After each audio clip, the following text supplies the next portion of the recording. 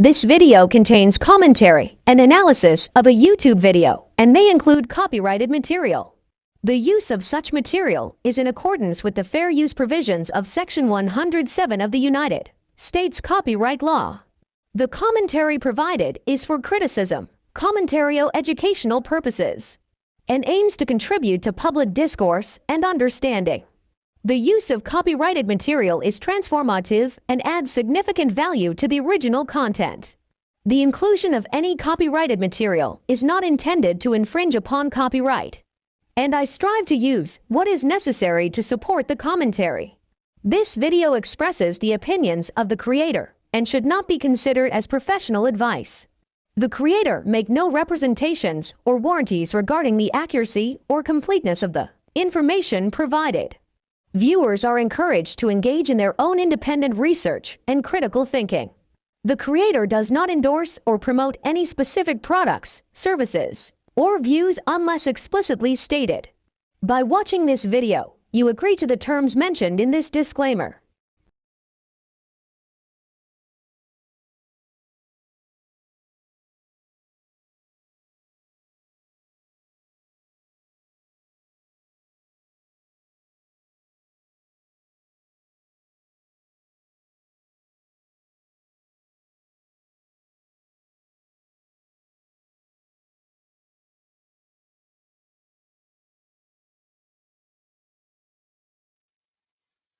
Hello everybody. Happy Tuesday. Eh. Um, Nothing too exciting to report on.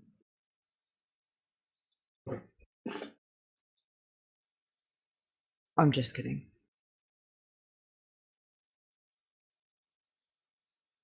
Sorry, I was watching the chat swell. No, I'm just kidding. Let me stop. Okay. So, I was scrolling through the YouTube streets trying to find something like less, triggering and toxic, to listen to. Y'all know what I'm saying? And I stumbled upon this channel that, let me pull it up real quick. His name is Deception Detective. Y'all go like, subscribe, check him out.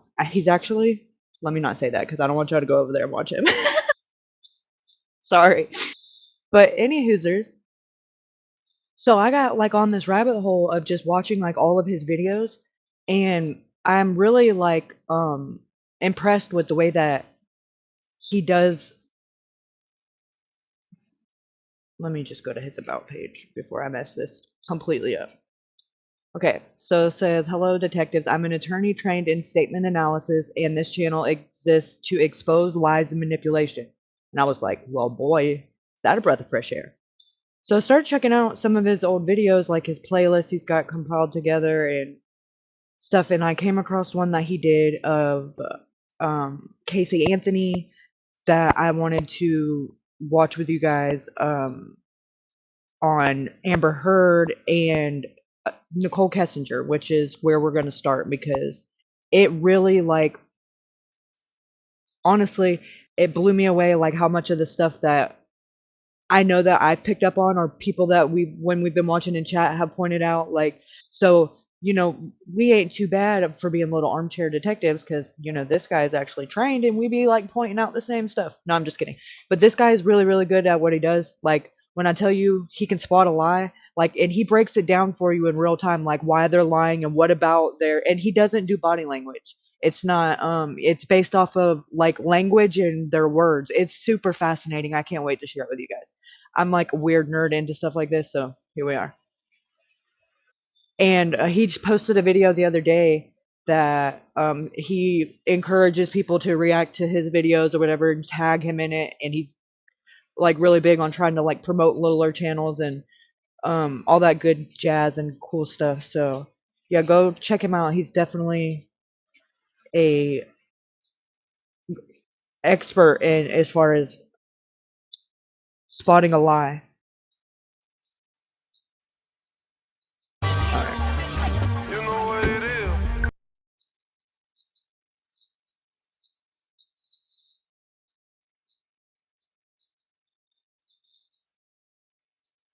And his videos aren't too long either, which is super refreshing. Like, So this is okay. So the way that he does his videos, like he'll react to like an he did some of the Summer Wells, like the parents of the Summer Wells when they were on Dr. Phil. Like he actually like breaks down their verbiage and their grammar and their changes of, based off of pretty much just language and words. And it's really, really, really enlightening. Like I took notes and a couple of them that I'm like, oh, I recognize this, like in this person, like, and I started implicating it. Anyways, so we're gonna break it down. Shout out to the Deception Detective. an interesting statement here. He said, "Is that it?" And she says, "I don't have social media. I don't have anything else you can pull." Could she pass a polygraph? Yes. Like I said, 99% of the time, people will not bold-faced lie to you. They will not lie by commission. They will tell you the truth, but they will. Oh, another thing, he has a playlist where he does like he reacts to YouTubers and will tell you like if they're lying or not. I've seen him do like how to spot a grifter, how to spot a scam artist, but he takes requests from his viewers. Like so if a certain amount of people request, he'll have them on a poll and then he'll choose between like 3 or 4 different subjects or cases or people, and whoever gets the most votes that he'll cover it. That's how he does his coverage, which I thought was a really, really, really really great idea. But yeah, I'm just really like I'm really really digging this guy. He's really really amazing at just he knows his stuff. And his stuff just happens to be liars. And I love it. Will omit critical details. So, for example, when she says, "I do not have social media," I believe her. But did she have social media 2 days ago? Did she have a Facebook account 2 days ago before she deleted everything with Chris? Did she have a LinkedIn account or a Telegram account? Or does she not consider Telegram social media? Maybe she doesn't consider those things social media, so she doesn't bring them up. So someone saying, "I do not have social media," does not mean that they didn't have it back at the time when they were communicating to mislead family. What are some tricks that liars use to mislead? I'm Deception Detective. I'm an attorney trained in statement analysis, and this channel exists to expose lies and manipulation. Statement analysis. Yeah, so even if it's like in a police report or a police, body cam, or if it's done like with a news crew or Dr. Phil, like he breaks it down like really, really, really to a matter of at the end of it whether he thinks they're guilty or not. And so far all the ones that I've seen, like I agree with him 100%. Like and nothing that I can say disagree with. Like he's spot on, which means I must be pretty good. Hair flip. I'm just kidding. Just kidding. Before we proceed, please hit the like, subscribe, and notification bell. In today's video, we're going to analyze part of Nichol Kessinger's interview with the police. If you don't know who Nichol Kessinger is, she was the mistress of Chris Watt, and there's been a lingering question about what Nichol knew. Did she know of his plans? Did she help him plan the murders? Did she even participate in the murders? At the end, Let me just say before he says, I absolutely wholeheartedly believe that she is involved. I don't. I'm not going to say as far as like I know what role she played, but she played a role, which means she should be in jail. However, let's let's see what Deception Detective thinks, because he off the rip just starts calling it for what it is. Like just honestly, I wish this guy would have interviewed her rather than the one that is, because we might have got somewhere. Hell, shoot. in this video, I'll get into my opinion on all that, how to deduce the motivations of a liar. Right? People don't always lie just because they're guilty. But first, we're going to look at techniques she uses. See, I thought that was an interesting statement that he'll explain it later, but I still really don't like, why would you lie if it was not because you were guilty? Like but that just makes no sense to me. What, you make yourself look guilty by lying and it would be easier to, anyways, moving on. To mislead and to hide information. Without further ado, let's listen. Or may tend to prove that things that Chris told us were a lie. You understand that? Mm-hmm. And that's maybe going. So at this point in the interview, the interviewing officer is asking for her permission to go through her cell phone. So at this point, she's not under arrest. They don't have a warrant to search her phone.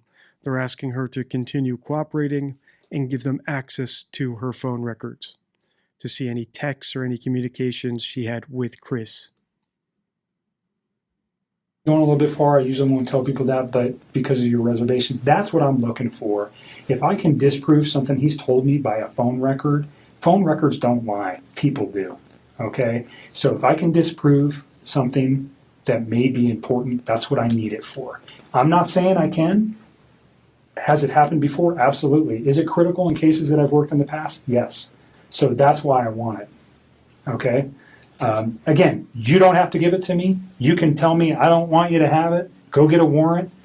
I'm not even going to tell you if I try to get a warrant right now. I'm just asking for you to consent. And again, we can write right here what you're willing to give me, which is the text messages and the phone log. And unfortunately, again, the attachments on some of those text messages. And I'll write it on there, and then you'll just sign it. Okay? Do you understand the questions there? Do you have questions about any of the things that it says? You understand you don't have to do this. You're doing it of your own free will.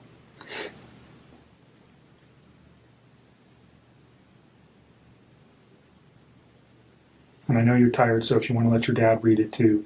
He will. Thank you. That's a good idea. Can you fill it out before I sign it? Yep. And just you read it, and if you have any questions, then we'll put on there what we're after. I'm so hungry. You should have told me. I would have got you some food. I got food in my car. It's not staying down. It's just coming. She hadn't been feeling good. Not because of any, just... Like, I got sick prior to Jim. this whole thing happening, and then I think all of this compounding. So right when it comes time to ask about the phone records and her signing of her permission to go through them, now we hear that she's sick and she's tired and she's hungry. Maybe all that is true, but the timing seems to suggest this might be a little bit of a manipulation tactic, right? To delay signing the papers, to make people feel bad for her, maybe the officer to go easier on her here. Either way, we should note it. This didn't pop up before. It's popping up right before we get into the phone records. So we're 30 minutes into her interview with the police, and now we're starting to get complaints when it's time to sign a paper. Let's note it. Let's understand that it may indicate sensitivity about the phone records. But also, if I asked you to give me your phone, you'd probably be sensitive about it as well, right? Even if you didn't have anything incriminating. So I can't look too deep into it, but I am pausing to point it out just so you know that I also notice it. The fact that I'm sick, it's just not good. I've not really been eating or sleeping much at all.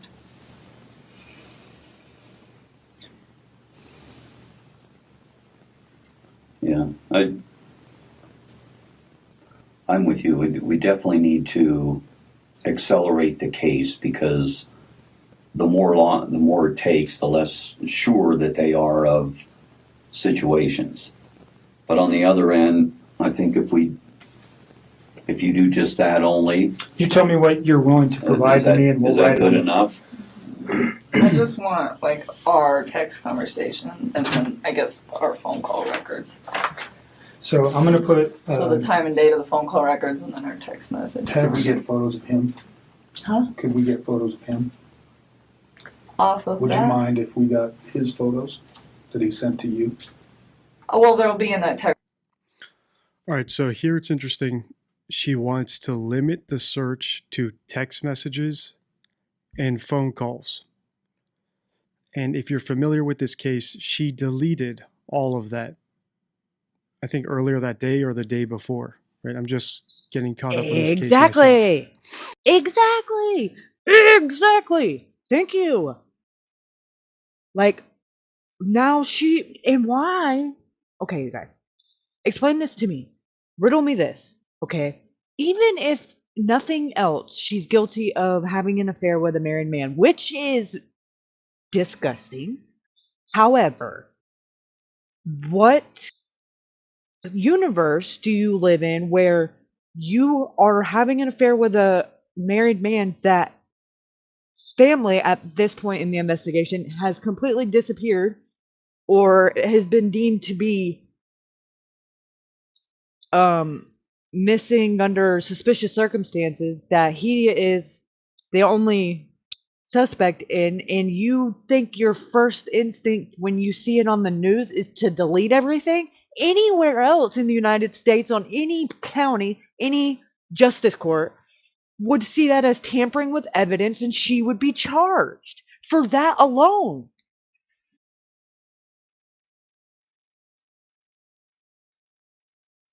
Are you bullshitting me? A bullshit?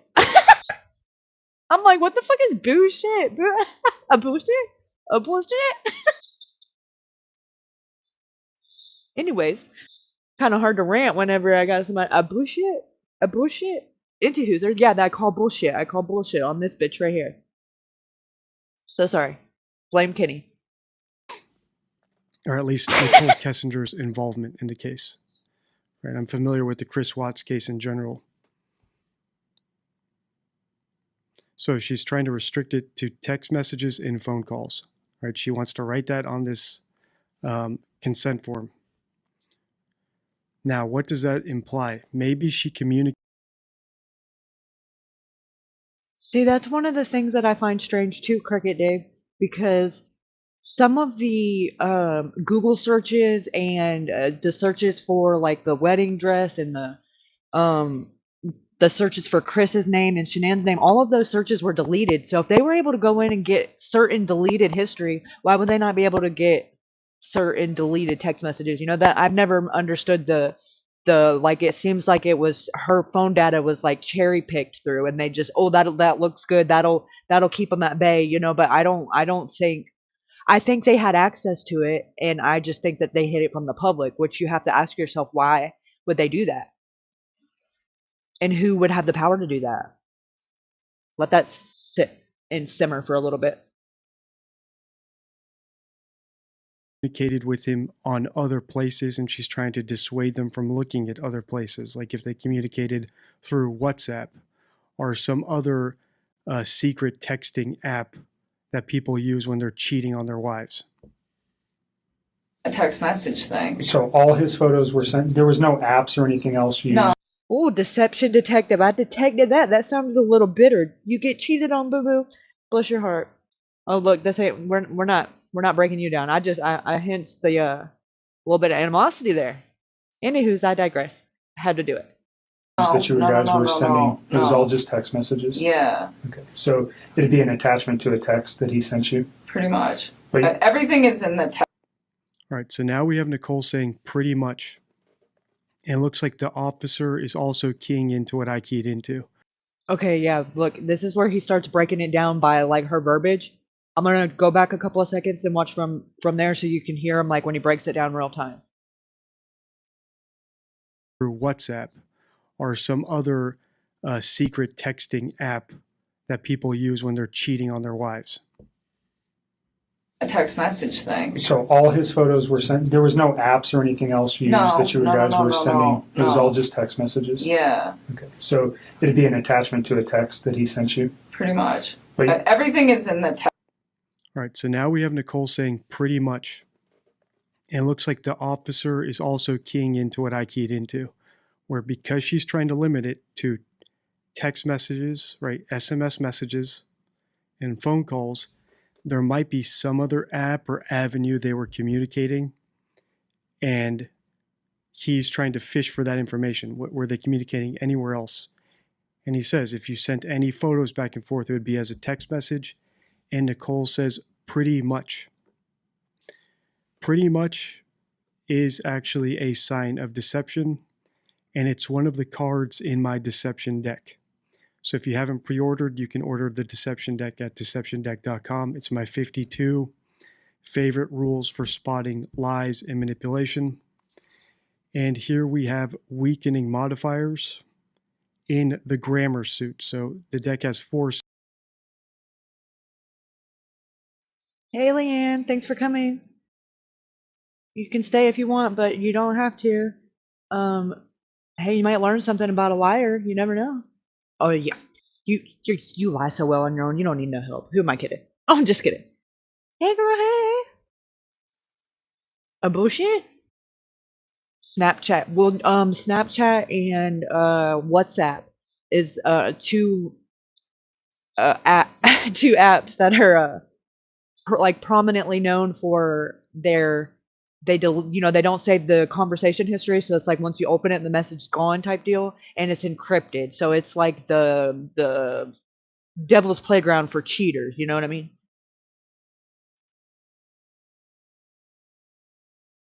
Suits: deceptive words and phrases, deceptive grammar, deceptive cues, and different deceptive concepts. All right, so pretty much is a weakening modifier. And what does that mean? I'll just read you what is on the card. Phrases like kind of, sort of, and seemed like, as well as pretty much, indicate uncertainty. Whether they are used correctly by someone being honest or misleadingly by someone who is lying, any statement following these phrases should not be automatically accepted as true or accurate. So when it comes to Nichol Kessinger here, the detective asks her, if there were any photos sent between you and Chris, would they be an attachment to a text message? She says pretty much. What does that mean? That she's not committing that those are the only ways they sent photos. So the investigator here should dig deeper into that. If it were me, I would say, well, will you give us permission to at least examine any other apps with the capability of sending photos that might be on your phone or were on your phone, just to cover that, and then see if she squirms or not. All right, so pretty much that's one of the tricks liars use to mislead, weakening modifiers.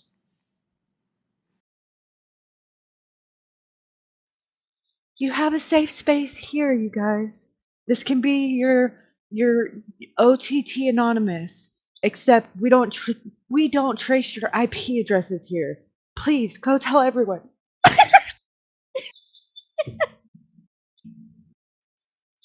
I'm sorry. I tried to do that with a straight face.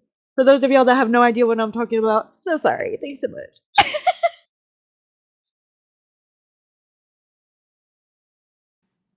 Let's get at least 2 more in this video. The text and the phone call records, So, like all of it. because we don't have it on tape, we discussed prior to turning the tape on Tuesday, which would have been the 14th of August, you had read some newspaper articles on the 13th and the 14th that regarded this case. You had also had a conversation with Chris at some point during the day on Monday. And on Tuesday, because of what you found, specifically what you said was, and don't let me put words in your mouth, but you found out that his wife was pregnant. Well, now that you mention it, Cricket Day, there is a interesting interaction or exchange in the discovery regarding pictures. It was actually the morning of, Murder Monday or whatever. That's what I call it. The 13th of August, and like she being Nichol demanded that Chris sent a picture proving that he was at Survey 319, and like there was never any history of that happening in their like it wasn't a normal thing that she makes him prove that he's at work. So just weird that she wanted proof that morning, and he took a picture of the sunflowers out in the field, literally like right like where the shallow grave was for Shanann, and sent to her. that morning. Like she wanted confirmation of, hello, but that that wasn't suspicious. That wasn't worthy of to look further into. That was just completely normal thing, even though it wasn't normal because it was the first time they'd ever done it. But the same thing, tomato, tomato. Lion biatch. So here the investigator appears to be making another mistake in my book, right? I don't know his whole strategy here, so I don't want to judge him too quickly. However, he is putting words into her mouth, and I always call that out as an interviewing technique mistake.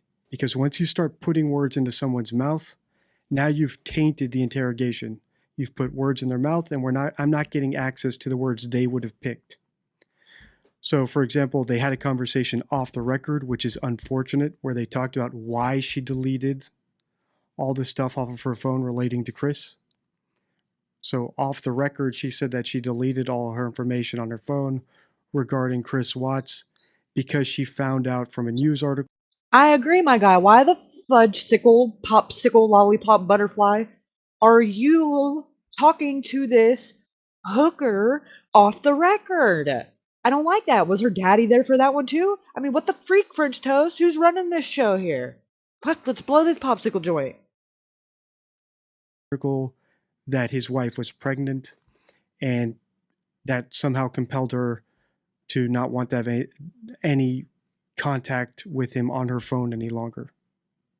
Could that be true? Maybe. Could it be a lie? Maybe as well.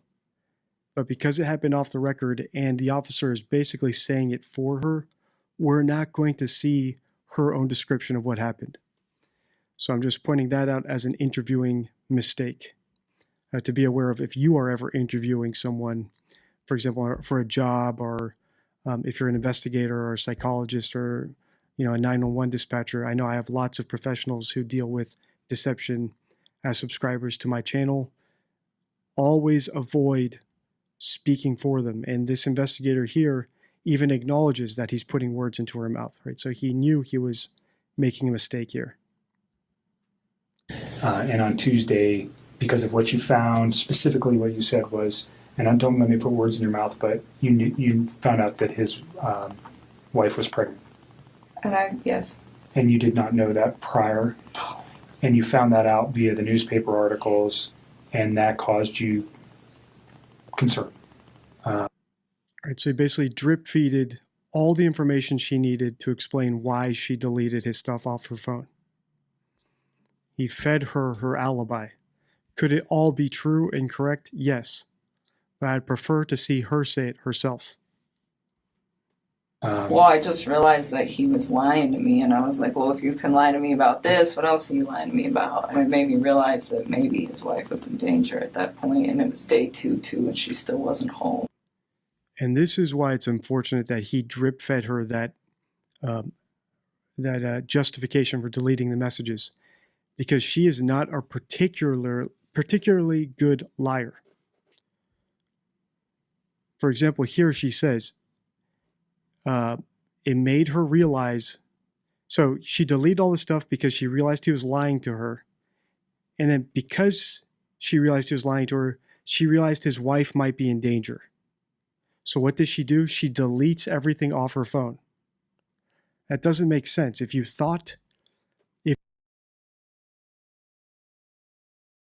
Yes, it makes no sense. That's not what you do. That's what you do if you have something to hide. Because, people that have nothing to hide don't hide nothing.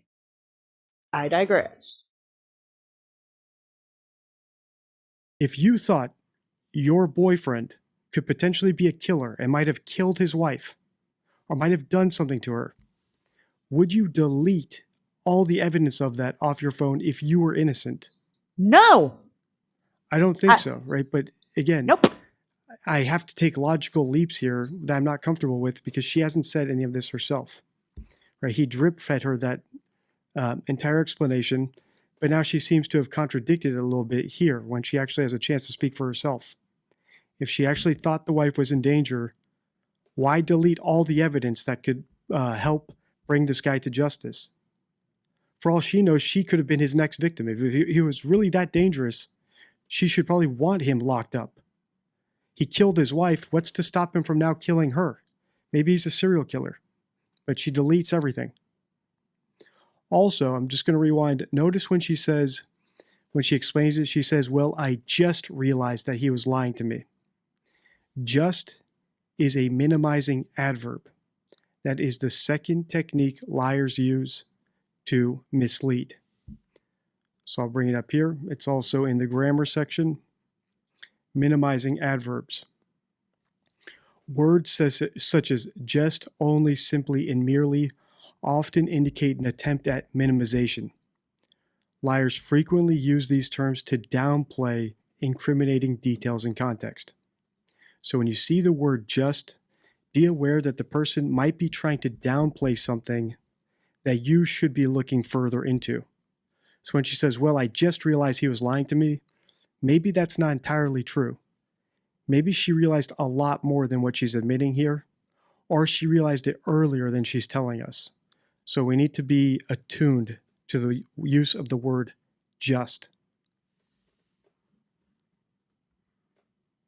What did that cause you to do with your phone, though? Oh, what? When I deleted those? I was just kind of grossed out by him, to be honest with you. All right, so I'm going to rewind. So listen to her justify herself here. He was lying to me, and I was like, well, if you can lie to me about this, what else are you lying to me about? And it made me realize that maybe his wife was in danger at that point, and it was day 2 and she still wasn't home. What did that cause you to do? Right, so she realized the wife was in danger, so she deletes everything. Any potential help she might have been to the police to helping this woman. Does this mean she's guilty? Does it mean she was involved? Does it mean she helped him plan the murders? No. Right? But it is a small inconsistency from what probably the average person might do in that situation. To do with your phone, though? Oh, what? When I deleted those? I was just kind of grossed out by him, to be honest with you. I was just like, I don't know what's going on right now, but you just lied to me, and I don't want to see this come over my phone anymore. So I removed it. So you already said, but you removed text messages? I deleted all of his stuff because he lied to me. I mean, that's what it was. It was the hurt that made me delete it, and then it was the... So notice how the officer asks her, so you deleted text messages? And she expands that to, I deleted all of his stuff. Stuff could be any other apps they were using to communicate, right? So let's say they were talking to each other on WhatsApp or Signal or Telegram, right? One of these other communication apps that are encrypted that someone would probably be more likely to use if they were cheating, right? One that someone can get access to. And one that if this was a work phone, I know that they both worked at the oil company Anadarko. If their work provided them with the phones, it'd be much more likely they would use an end-to-end encrypted service to communicate. Even if it was just, raunchy sexting or planning a murder. So when the officer asks her, so you deleted all the text messages, she is being true when she says, well, I deleted all of his stuff. But stuff can mean text messages, emails, WhatsApp, right? I deleted WhatsApp off my phone. I nuked my Signal correspondences with him. But she puts it all into stuff. And maybe down the road, if they find out that she did have those apps on her phone, she can now say, hey, I told you I deleted everything. It's not my fault that you assumed I was only referring to text messages. Right? So this is another way liars lie. With vagueness. 99% of the time, if someone's trying to trick you, they will do it by omitting information, by leaving stuff out, not by telling a direct lie, right? So it'd be a lot harder for her to say, yes, I only deleted all of our text messages. Everything else is still on the phone. Right? That would be a lot more reliable of a statement. But if she had deleted other apps, it would be a lie by commission. She'd be telling us a straight up bold-faced lie. It's a lot easier to say, yeah, I deleted everything that I had to do with them. and then hope that the officer assumes that that only refers to text messages. Right? So if you're interrogating someone about whether or not they communicated with someone on their phone, and they say, well, I deleted everything, I deleted all our stuff, you should ask follow-up questions. Well, was texting the only way you communicated? Or were there other apps you used? And if so, did you delete those apps too and the conversations on those apps? The lie that made me start questioning everything else he'd been telling me for the last few days. And that's when you decided to come forward. Yes. Okay.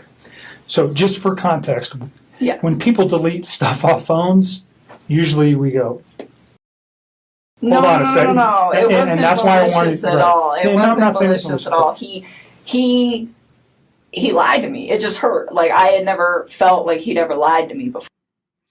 And then another point about this interviewer, when someone does delete evidence, my policy is I always assume the worst. Thank you very much. Oh, yeah. Don't you know? Kenny recommends you delete them dick pics. Just letting you know. He would probably know. I would take his advice. Anyways, he doesn't do body language, but you notice, like, we'll go back a couple seconds, that when she's saying the words no, she's shaking her head yes, which is interesting.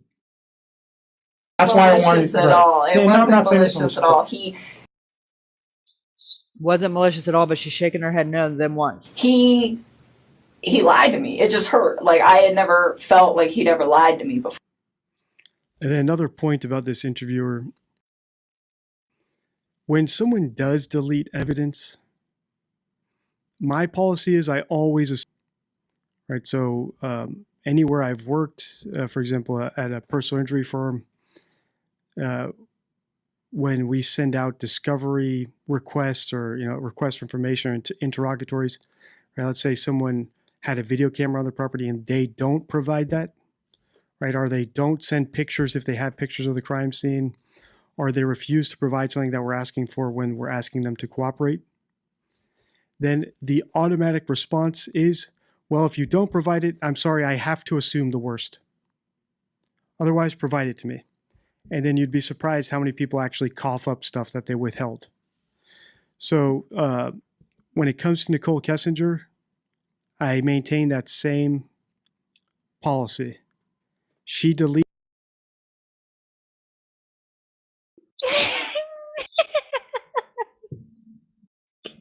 I can't.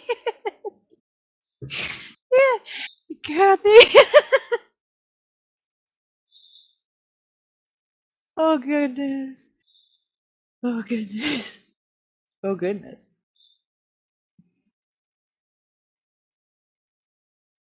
Deleted everything off of her phone, so she just gave up her benefit of the doubt. I have to assume the worst, that she either encouraged him to do it or helped him plan it or was there. At least that's what I would tell her. Ding ding ding. Because if you Okay, another thing that I found interesting is, like, she does a lot of hand movements, but if you notice, like, it's almost like, well, you can't really see her dad in this video because he's covering it, but her dad is like doing some weird, like, writing on the table, and like he's like multiple camera views. Oh.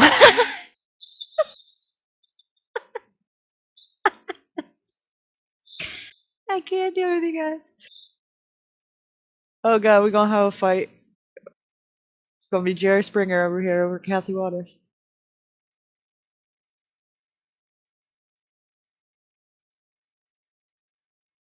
Hold on, let me pull this one thing up real quick.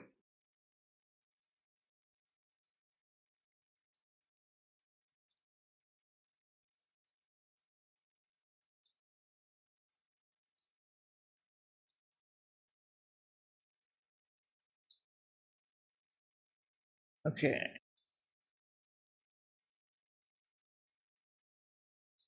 during her first interview at the police station. The whole setup is as bizarre as the Watts case itself, and it seems like more of a casual chat between friends that know one another than a serious murder investigation. And throughout the entire interview, you clearly see Kessinger's father making a lot of strange hand gestures and subtle movements towards his daughter.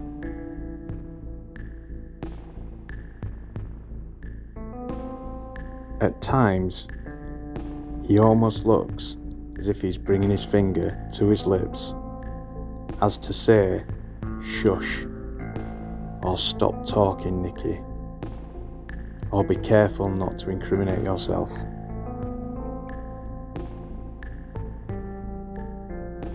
At times, he almost looks as if he's bringing his finger to his lips, as to say, "Shush, stop talking, Nikki," or "Be careful not to incriminate yourself." And then there's times he's moving his hands across his leg or the table, almost what looks like when you're reading a book and using your finger, and is maybe a subtle gesture to Kessinger to stick to the script. On occasion, you catch him leaning intensely towards his daughter, staring deeply in her direction, and then almost like he looks at the officer to see if he's watching him, trying to direct his daughter. The fact that her father was there in the first place is a clear indication that the Kessingers were trying to control the investigation from the start. And this is more apparent when her father stops the officer from asking a certain question and is accused of leading. He was instrumental in Kessinger's cleanup of her phone and social media history. She actually admitted this during the interview, explaining that her dad helped with damage control.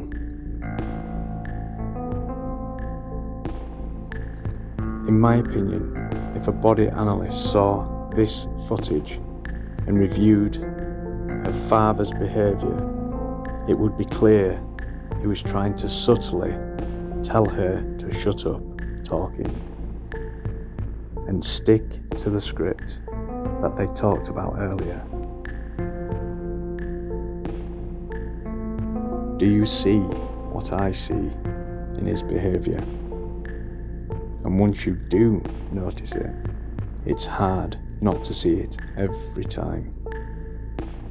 And why was her father worried about what his daughter was saying?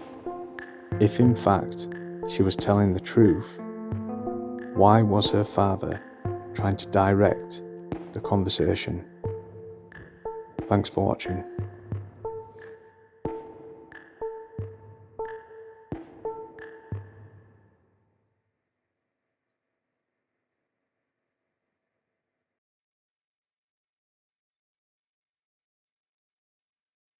Hey, Snooky Snooks! Or Wet Jeans Girl. Tickle nose.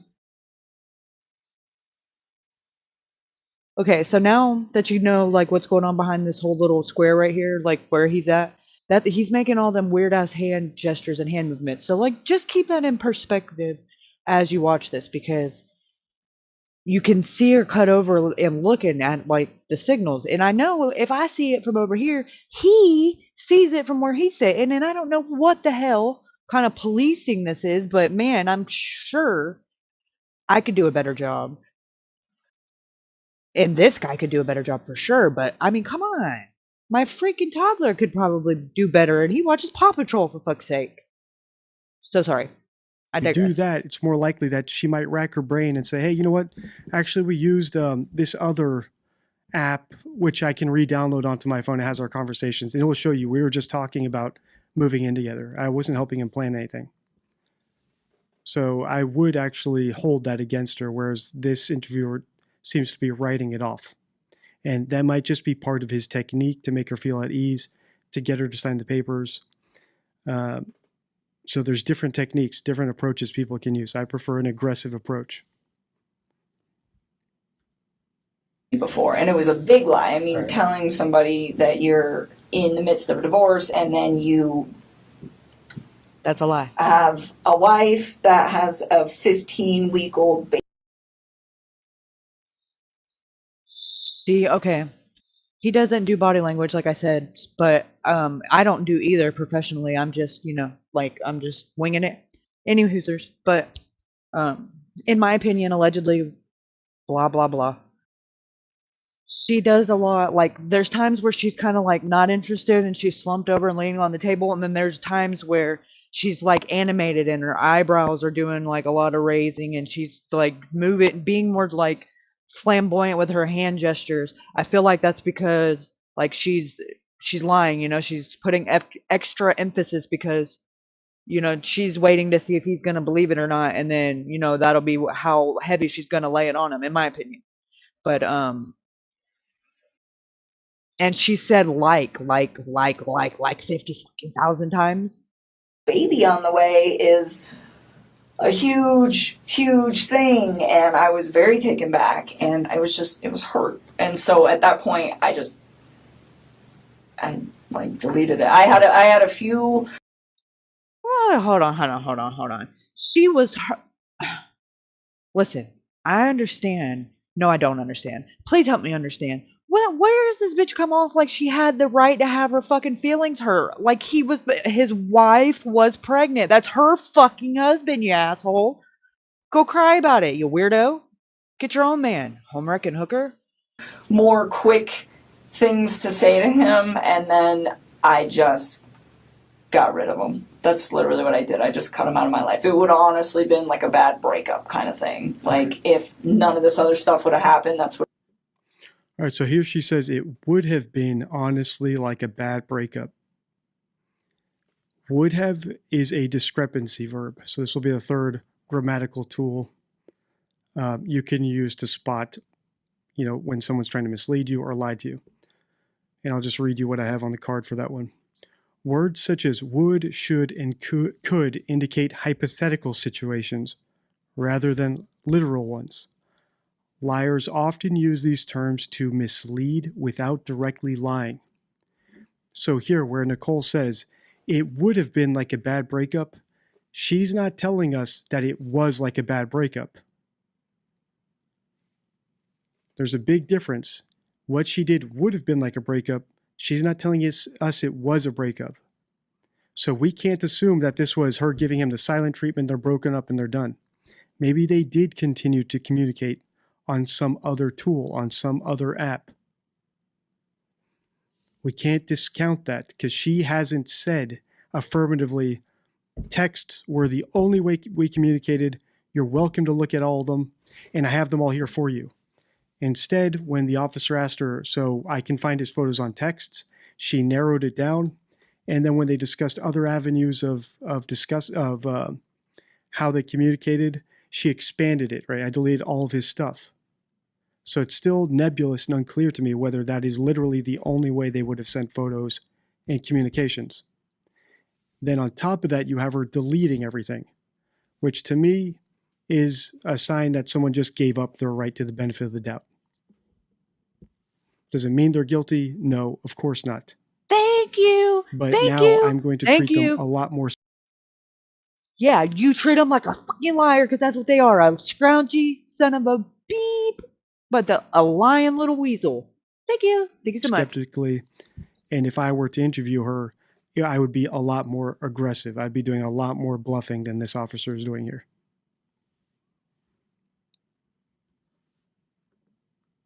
That's what it would have been. That would have been the end of it. The information was not destroyed because there was anything in there that would be harmful to you or potentially to Chris at this point, but harmful to you in particular. That's not what you did it.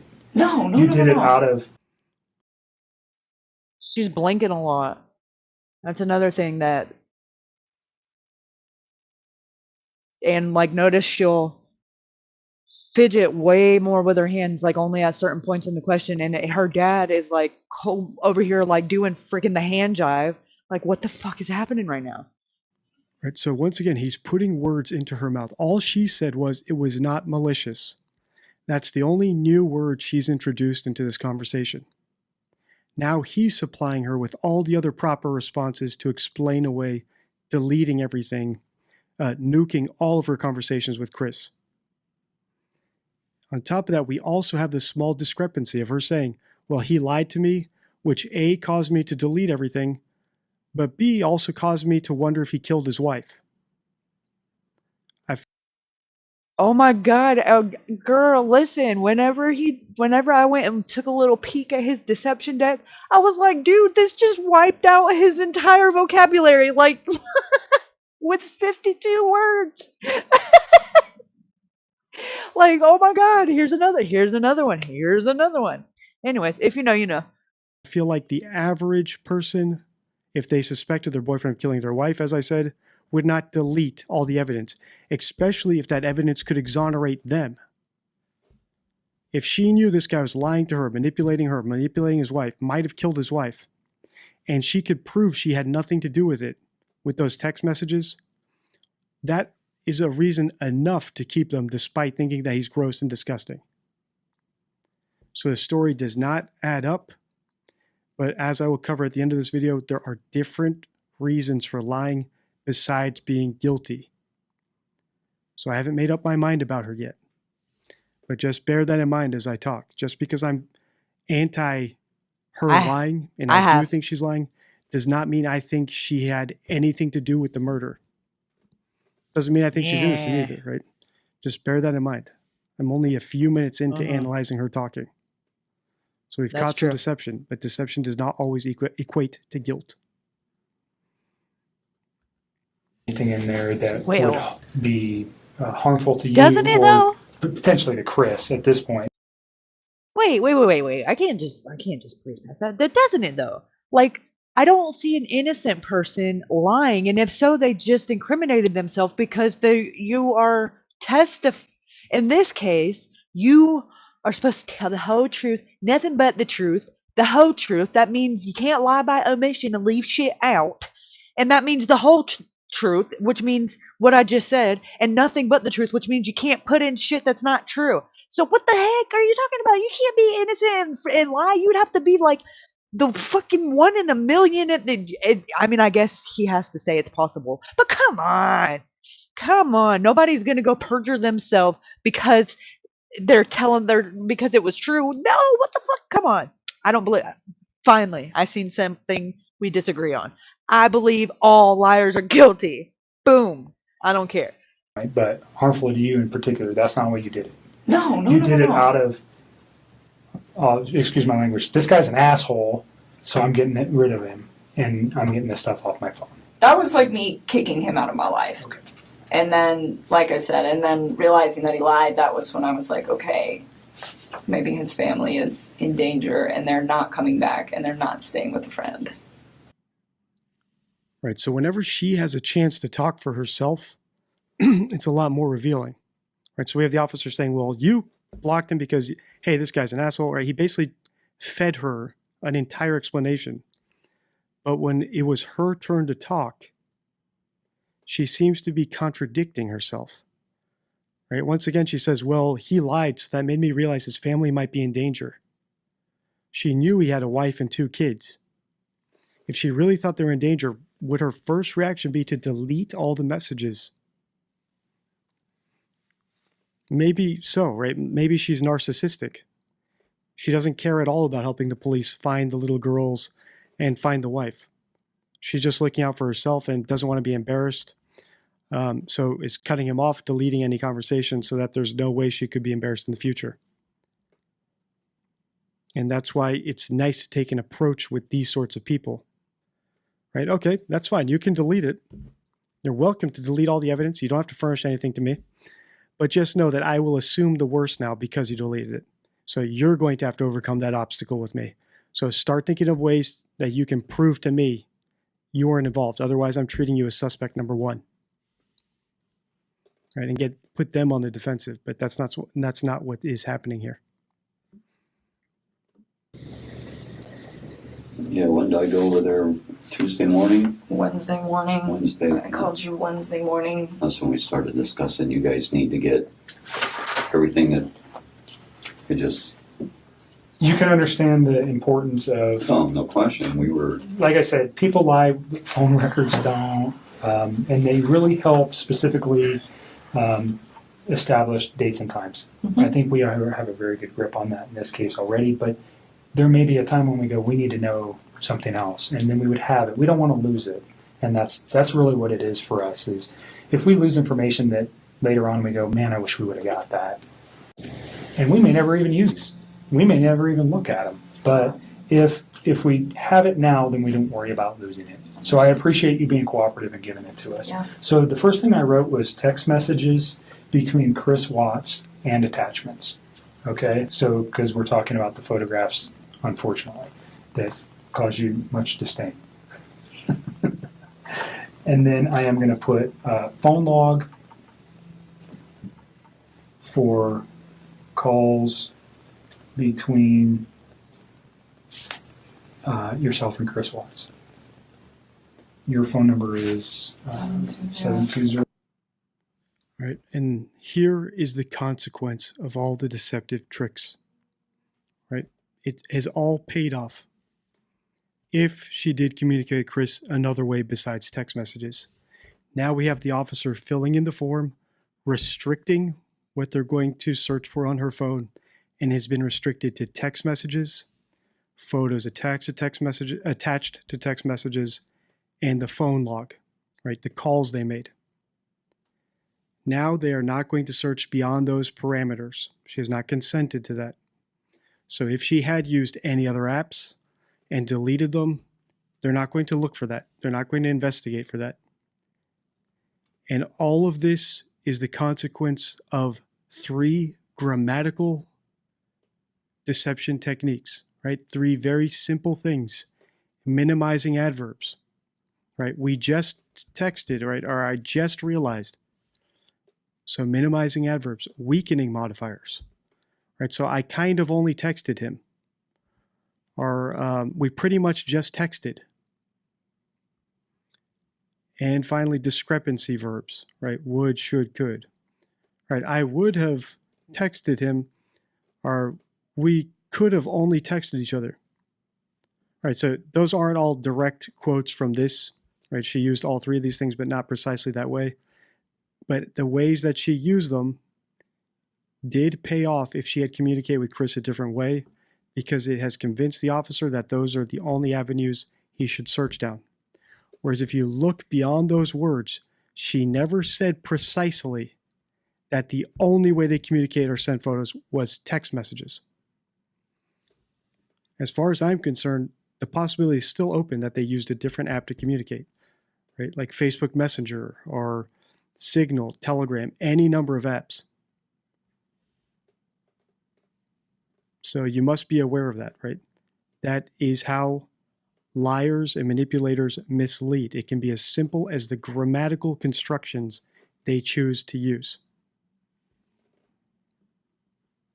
And those 3 are in the deception deck, as well as many more. And if you have binged all my videos, any concept that is in this deck is free here on the channel. You do not have to order the deception deck to get access to all these different techniques that liars use. All right, let's keep listening. 656 9605.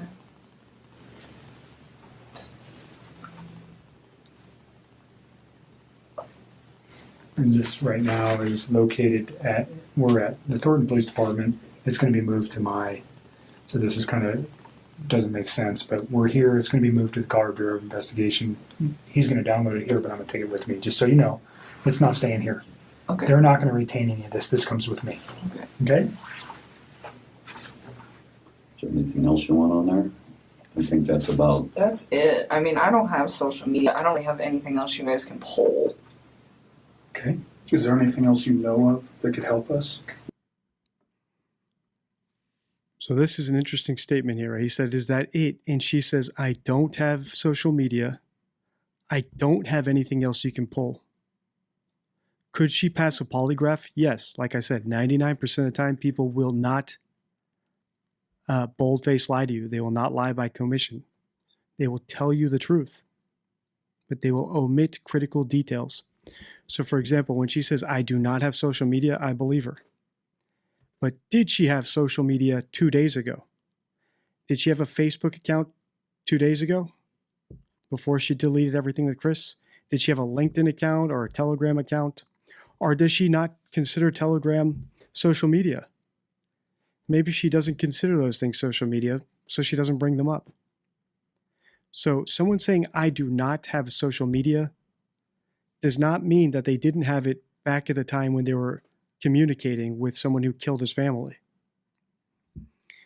I've only watched a little bit past here, so I'm curious if the officer will pick up on that. But if I were sitting there, or if you've binged all my videos, if you're a member of my channel or a subscriber, that shouldn't work on you. You should follow up and say, okay, I understand you don't have them now. Did you have any social media accounts 2 weeks ago? No? And if she says no, okay. Did you have any other communication apps? Have you deleted any apps in the last 2 days? That would be an interesting question. And then you could also bluff. Have you deleted any apps in the last 2 days? Because we can always search for that on the phone and see what apps you deleted within the last 3 days. And let her start trying to prove her innocence. So the tack the police are taking here seems a little bit too casual for me. And it also does Nichol a disservice. Because if she actually is innocent and is telling the truth here, none of her claims have been verified sufficiently. Right? So she has not proven her innocence, but then again, the police haven't really investigated her properly. I would like them to ask her, have you deleted any apps in the past 3 days? The other notable thing here is she brought up social media on her own, so clearly it was on her mind, which makes me think that she might have been communicating with him on social media 2 days earlier. But then she deleted that when she deleted all of her conversations with him. So just notice the tricks that liars use. They can speak in very specific ways to keep you focused on what they're trying to direct you to. Right, okay, she said she doesn't have any social media. That's not the same as saying she didn't have social media 2 days ago.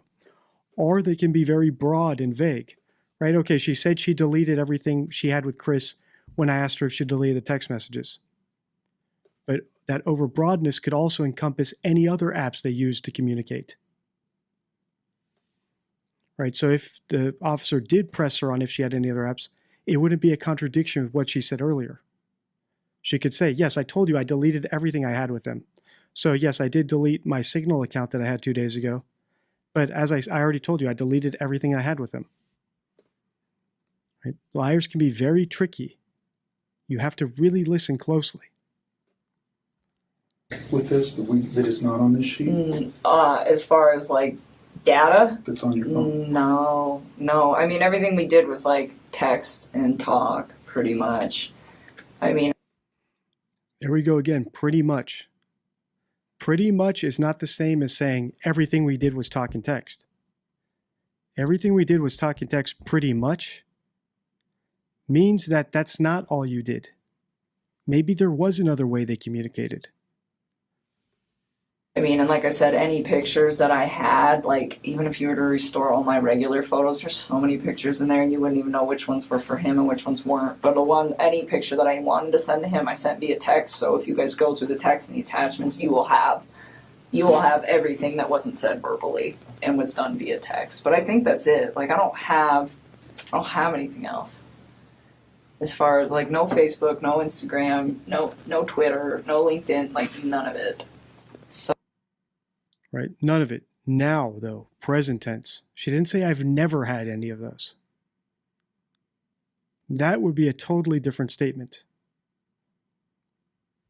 Like I said, I haven't watched this far, so maybe the officer will ask her that. So there was never any of that kind of correspondence. So I think that should probably cover everything you guys will need. Is there any particular messages that would help me so I don't have to look at? Because whatever's on your phone. I don't know how long we're going to get back to, but let's say is there a particular date or time or message that stands out to you that would be relative to specifically to the investigation into this case that might assist me in understanding why something like this could have occurred? I'm still in shock that this whole thing happened. I can imagine. That's why I gave him the benefit of the doubt. So notice the officer asked her a question and her response is, I'm still in shock. That's a non-responsive answer. Stuff like that should not be allowed to slide. Right, on the witness stand, if she were being cross-examined, believe me, an attorney would not let that slide. Right, Your Honor, objection, non-responsive. Ma'am, please answer yes or no. Out for the first day, because I was just like, no way. Like, I didn't even think about that. I mean, murder was not on the top of my mind when somebody doesn't come home for an evening, especially. So now she's finally allowed to talk more. Right, the officer's been filling in, plugging in all the words so far. Here she says, murder was not even at the top of my mind. What does that mean? That murder was on the list of possibilities. Right, she didn't say murder never occurred to me. It was on her list, it just wasn't at the top of her list. So what did she and Chris talk about? Did she know about his murderous propensity, or did she know how much he really hated his wife? Or did he ever confide into her the things he was willing to do to be with her? Because murdering his wife was on her list, it just wasn't at the top. Now, does this mean she helped him plan it? Does it mean she asked him to kill his wife? No. And I think that this is one of the reasons why whenever I do my community polls, if you're a member, if you're a subscriber to my channel, I do these community polls periodically where I take all the things, all the topics that have been requested in my comments frequently that I haven't covered, and I put them into a poll to see what you guys want me to cover next. So the one I did 3 days ago, obviously Nichol Kessinger won by a mile, which is the reason I'm covering her right now and the reason I'm making this video, because I only want to make videos that my audience wants to watch. But I do notice something whenever I do my community polls, that the people who rise to the top are either missing children, or in the case of Nichol Kessinger or Amanda Knox, it's unlikable people, or Nichol Bully, where it seems to be a conspiracy. And I think the reason for that is when it comes to unlikable people, in particular unlikable women, two camps form on YouTube, right? So Nichol Kessinger is not a likable woman. Amanda Knox was not a likable woman. The McCanns aren't particularly likable. Jada Pinkett Smith is not particularly likable. And whenever I do polls that include people like that, they go to the top. And I think it's because when someone's unlikable, people get very polarized. Commentators, right? Even the people actually involved in the cases, like the prosecutors or defense attorneys, right? That doesn't, it's not limited to YouTube. So what happens is with unlikable women like Nichol Kessinger, Amanda Knox, etc., is you get one side saying that, hey, they're unlikable, so they must be guilty, right? I can't stand her. I can't stand the way she talks, the way she acts, how she's not even crying over these dead girls. She must be guilty. She knew something, right? She was sleeping with a married man. She's a bad woman. She had to have killed him. So you get that side. And then you get the other side, which says, hey, she's unlikable, but we're not sure if she's guilty. So we're just going to err on the side of caution and say that she's probably innocent and read everything that way, interpret it that way.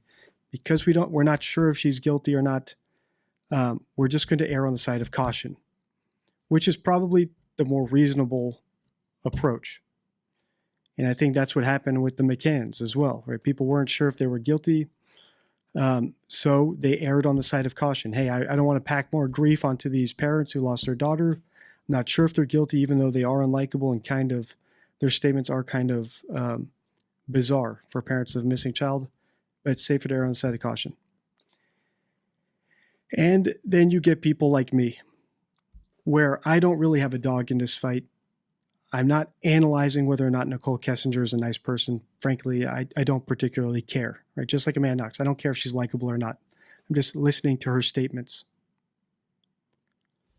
But if I am convinced that she is hiding something and that she's a liar, I'm not afraid to be strict with her and to point it out. So I'm not afraid about erring on the side of caution. I'd rather point out that someone's a liar because I see deception in their words than accuse them of something just because they're unlikable, or err on the side of caution just because I'm not 100% sure if they're guilty. And Nichol Kessinger reminds me a lot of Amanda Knox. I don't see the signs of someone who killed a guy's family. I don't think she was involved in the murder because she hasn't leaked anything along those lines. She's not acting like she knows anything. She's being as candid as she can until it comes to her communications with Chris. That's why this cell phone part, I believe, if you look at the stats on this video, which has 253,000 views, there's a couple spikes. And one of them is right here when it comes to the cell phone. And the reason she might be cagey about the cell phone data and how they communicated, why I think she's lying about it, could be one of a number of reasons. So I'm going to go through those right now. So this is the final card in the deception deck that we will look at today. And it is assessing motivations. So it is in the hearts, the concept suit of the deception deck. And I'll just read you what I have on the card. So first of all, I have a quote from Albert Einstein: imagination is more important than knowledge. And here's the rule. Here's the concept. When analyzing statements, it's important to consider why the individual might be lying, as there are numerous motivations beyond guilt. To discern a subject's reasons for deception, put yourself in their shoes and consider protection. Could they be safeguarding something such as an investment, a relative, or even their pride? 2, avoidance. Are they attempting to evade negative outcomes like shame, jail, or retaliation? 3, gain. Might they be seeking benefits, including attention, financial gain, or closure? And then other. Could they be influenced by other factors such as activism, psychological issues, or a simple mistake? This framework helps in understanding the diverse motivations that can drive an individual to lie. So we need to continue analyzing Nichol Kessinger's interview with the police to figure out what exactly she is trying to hide. And there's a lot more to this interview, and there's a lot more spikes if you look at the analytics on this video. So if you guys want me to do a part 2 of this, I think some of those spikes include her talking about her opinions on Chris's family, which I think will be very revealing. Other things she might be hiding, as well as the day that Chris killed his family, what she was doing. And I think analyzing those things will get us closer to understanding if she's actually hiding guilty knowledge, or actual involvement or assistance in helping Chris plan something. But right now, we can't discount any of these other reasons for lying. She could just be cagey about the phone data because it's embarrassing, or because she's ashamed that she was cheating with a married man, or even that she's ashamed that she was duped, right? That he tricked her and she's embarrassed about it. So we're not going to give her the full benefit of the doubt because she deleted the data and we noticed deception here. So we're still going to go hard at her. But we also need to be careful about saying, hey, she's lying because she's guilty, because that's not a conclusion we can make at this point. Right? We've only analyzed like 10 minutes of this interview with her. I know very little about her, as I said. I know more about the Chris Watts case because there was that Netflix documentary a while back. All right, so let me know your thoughts about Nichol Kessinger in the comments. Also, let me know which part you want me to analyze next in this. I think her Actually, if talking they've about, just like had some sort of like heated conversation, it's like, okay, you guys are. all right, I think her talking about his family is going to be interesting, and her talking about the day of would be interesting to look at. throwing things at me. Ice cubes, utensils, boot in my back. Okay, this one is really, really good too. It's only like 13 minutes, and everybody with any kind of everybody knew she was lying, but it's really interesting the way he breaks down her words verbatim. He just kicked me in the back.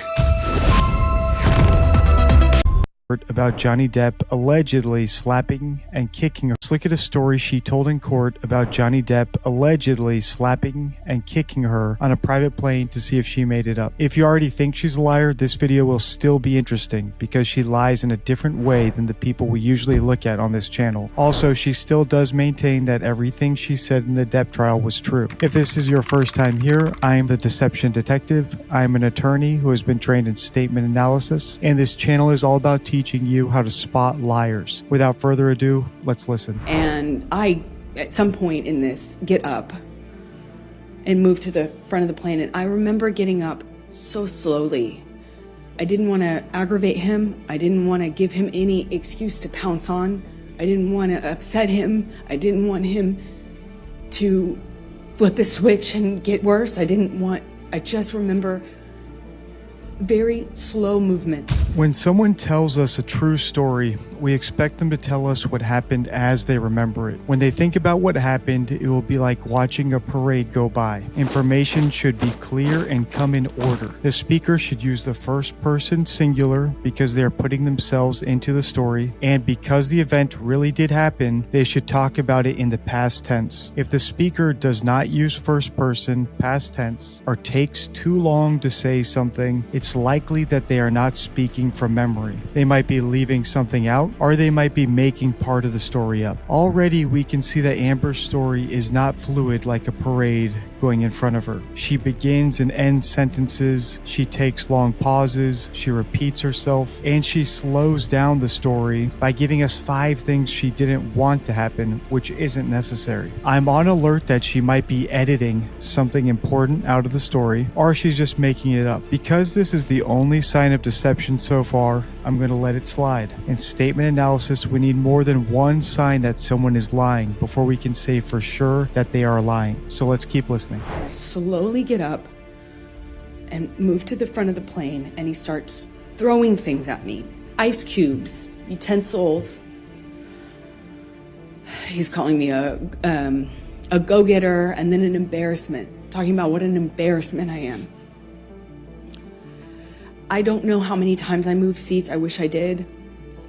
I remember moving more than once, and Johnny came to me each time, not the other way around. As I already said, when someone is telling the truth, we expect them to use first person, past tense. We also expect them to only talk about things that happened. It's a red flag when someone talks about something that did not happen. It means that the speaker is sensitive about that detail. Amber said she doesn't know how many times she changed seats. Unless someone specifically asked her a direct question about that, she has no reason to talk about something that she does not remember. This may seem like a small detail to you, but it's very unusual for people who are telling the truth to talk about things they don't remember. That's because if they don't remember something, talking about it doesn't occur to them in the first place. So why did Amber say she doesn't remember how many times she changed seats? I think it's because she's sensitive about changing seats. Specifically, I think it's because she's the one who switched seats to follow Johnny around the plane. I don't think she switched seats to get away from him. And there's more evidence of my gut feeling as we listen on. He sits down in front of me at one point, and because I'm not answering him, I was looking out of the window, and he slaps my face. And his friend is in our proximity. And it didn't hurt my face. It just felt embarrassed that he would do that to me in front of people. It was the first time that anything like that had happened in front of somebody.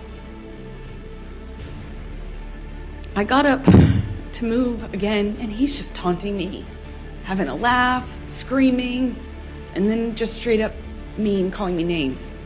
And it was oscillating between those things. As I've already said, we expect someone to use first person past tense when they are telling the truth. But when someone makes up a story, they don't have any memories to rely on. So they may use present tense verbs in their statement, since they're making it up in the moment. Amber jumps back and forth between the past and present in this part of the story. The funny thing is, and she doesn't realize it, but she only talks about things that Johnny did in the present tense. I think that's because she's making up these parts of the story. She said, he sits down in front of me because I'm not answering him. I was looking out the window and he slaps my face and his friend is in our proximity and it didn't hurt me. Didn't hurt my face. She's switching back and forth. I got up to move again and he's taunting me, having a laugh, screaming. Does the changing verb tense mean she is lying?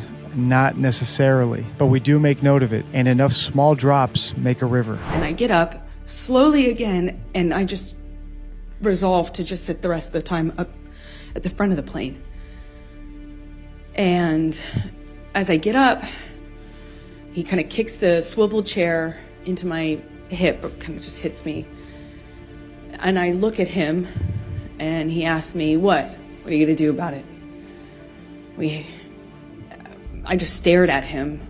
I just stared at him and wanted him to see me. I wanted to get through to him. People don't like to lie or make stuff up, as I've said many times in my videos. So if they're going to lie, they'll tell the smallest lie they can. For example, they'll be very careful about the words they use so they don't technically lie. This is known as hedging language. Amber is very careful with her words when she talks about Johnny kicking a chair into her hip. He kind of kicked the chair, and it kind of just hit her. Did he kick the chair into her or not? Hedging language usually means that someone's lying because they're not committing to their statement. If she was telling the truth, she could easily say, he kicked the chair into my hip. Before we move on, let's touch back on two other things that we talked about earlier. Notice, this is the third time Amber has said she got up to go to the front of the plane. More proof that she is sensitive about how many times she changed seats, and I still think it's because she was following Johnny, not the other way around. Also notice, when Amber talked about Johnny kicking the chair, guess what tense she spoke in? She switched to present tense. As soon as she was done talking about Johnny kicking the chair, she switched back to past tense. More proof that this is her tell. When she switches to present tense, she is lying. Didn't feel there was it felt like there was a blackness in his eyes. I wanted to look at him. I wanted him to see me. It didn't even feel like him. And as I'm walking away, slowly, trying not to be, I was being very deliberate about my movements. Wasn't saying anything. I wasn't engaging. I am walking away from him slowly, and he tells me to hurry the fuck up. Hurry up. And I just look at him one more time, wanting to penetrate the monster to see the man that I love underneath that. The man I loved. And he tells me to hurry up again. And I pull my gaze away from him. I walk away from him. My back is turned to him, and I feel this boot in my back. He just kicked me in the back. As I've already said, people don't like to lie or make stuff up, so if they're going to lie, they tell the smallest lie they can. When Amber described being kicked, she said, I feel this boot in my back. In the next sentence, she told us she knew Johnny kicked her. So why didn't she say something more specific, like, I feel Johnny's boot in my back, or I feel Johnny kick me in the back, like we would expect? Why say this boot? I think it's because this part of the story is made up, and Amber cannot bring herself to specifically say whose boot kicked her because it never happened. This is Statement Analysis 101. She can't commit to a direct lie. Let's keep listening. I fell to the floor. I caught myself on the floor, and I just felt like I was looking at the floor of the plane felt like a long time. And I thought to myself, I don't know what to do. I can't believe he just kicked me. No one said anything. No one did anything. Again, people who are honest don't talk about things that didn't happen. So even statements like no one said anything and no one did anything that seem harmless are a sign of deception. You could hear a pin drop on that plane. You could feel the tension, but no one did anything. And I just remember feeling so embarrassed. I felt so embarrassed that he could kick me to the ground in front of people. And more embarrassing, I didn't know what to do about it. I got up and I walked to the front of the plane. I sat down and I just looked out of the window. Amber tells us again that she got up and walked to the front of the plane. Now that she's said that 4 times, it's clear she's not telling the truth. This kind of mistake is common in made-up stories because they never really happened, so the person telling the story has no memory to rely on, right? Inconsistencies are a great indicator of a lie. I hope you're enjoying the video so far. If you want more content like this, please hit the subscribe button. I upload every Sunday and only cover the most interesting people, topics, and current events. If you already subscribed, thank you. If you want to support the channel even further and get cool perks like early access to new videos, XP back.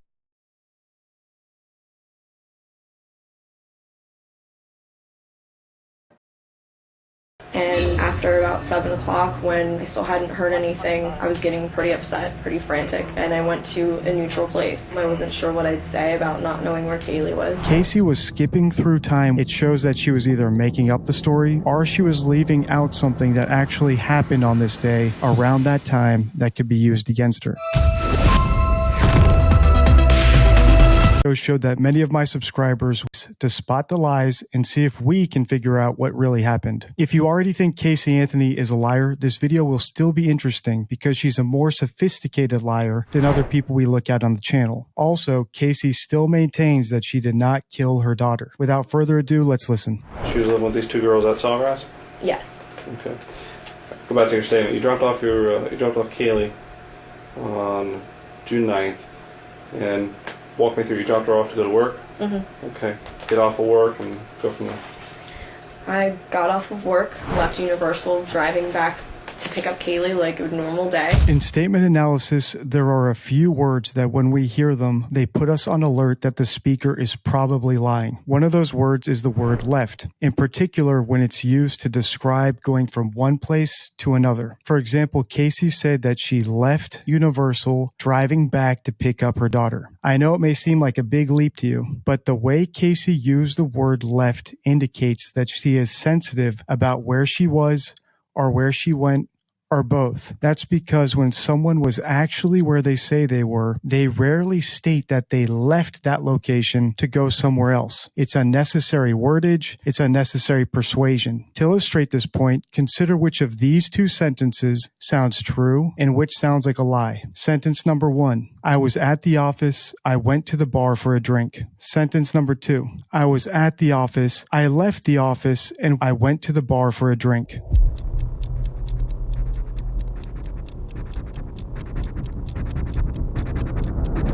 The second sentence in statement analysis would be marked as deceptive. Of course, just because someone uses the word left when talking about going from one place to another, that does not mean they are lying. As I often say in my videos, it's important to have multiple signs that someone is lying before we conclude that they are. In this case, we actually do know that Casey was lying. The detectives later discovered that she did not work at Universal. We may never know the whole truth about other parts of her story, though. One of those is coming up next. And I show up to the apartment, knock on the door, nobody answers. So I call the cell phone and it's out of service. It says that the phone is no longer in service. Excuse me.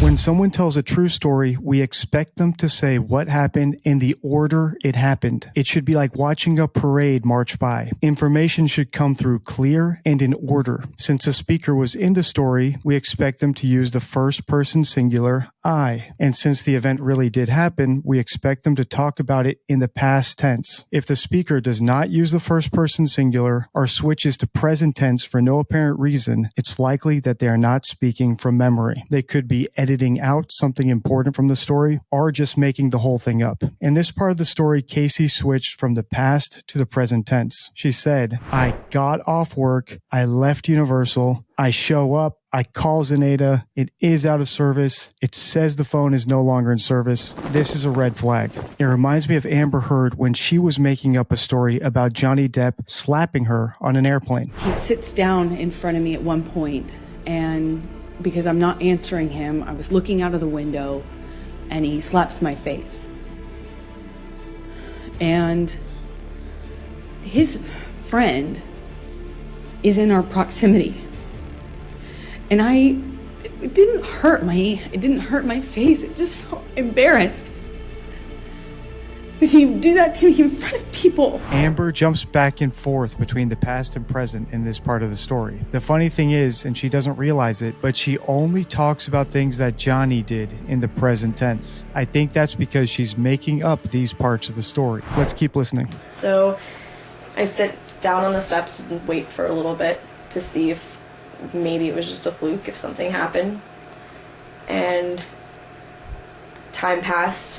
I didn't hear from anyone. No one showed up to the house. So I went over to J. Blanchard Park and... As I've said time and time again in my videos, people don't lie as much as you might expect. It's very stressful, even for psychopaths. So most of the time, if someone wants to deceive you, they'll just leave stuff out. For instance, they'll speed up their story to skip over parts that make them look guilty or don't fit their narrative. Casey was skipping through time when she said she waited for a little bit and time went by. She went from telling us what she did step by step, like knocking on the door and making phone calls, to talking about vague, undefined periods of time. It is a red flag for us, and it was also a red flag for the police officers who interviewed her. It shows that she was either making up the story and didn't want to commit to any more fake details, or she was leaving out something that actually happened on this day around that time that could be used against her. Personally, I suspect she's skipping over the period of time when she killed her daughter or discovered her daughter dead and hid the body. It reminds me of Nadia talking about the first time someone accused her of cheating on Call of Duty Warzone. To the point where I was like, wow, I'm actually really good at this. I want to start streaming. And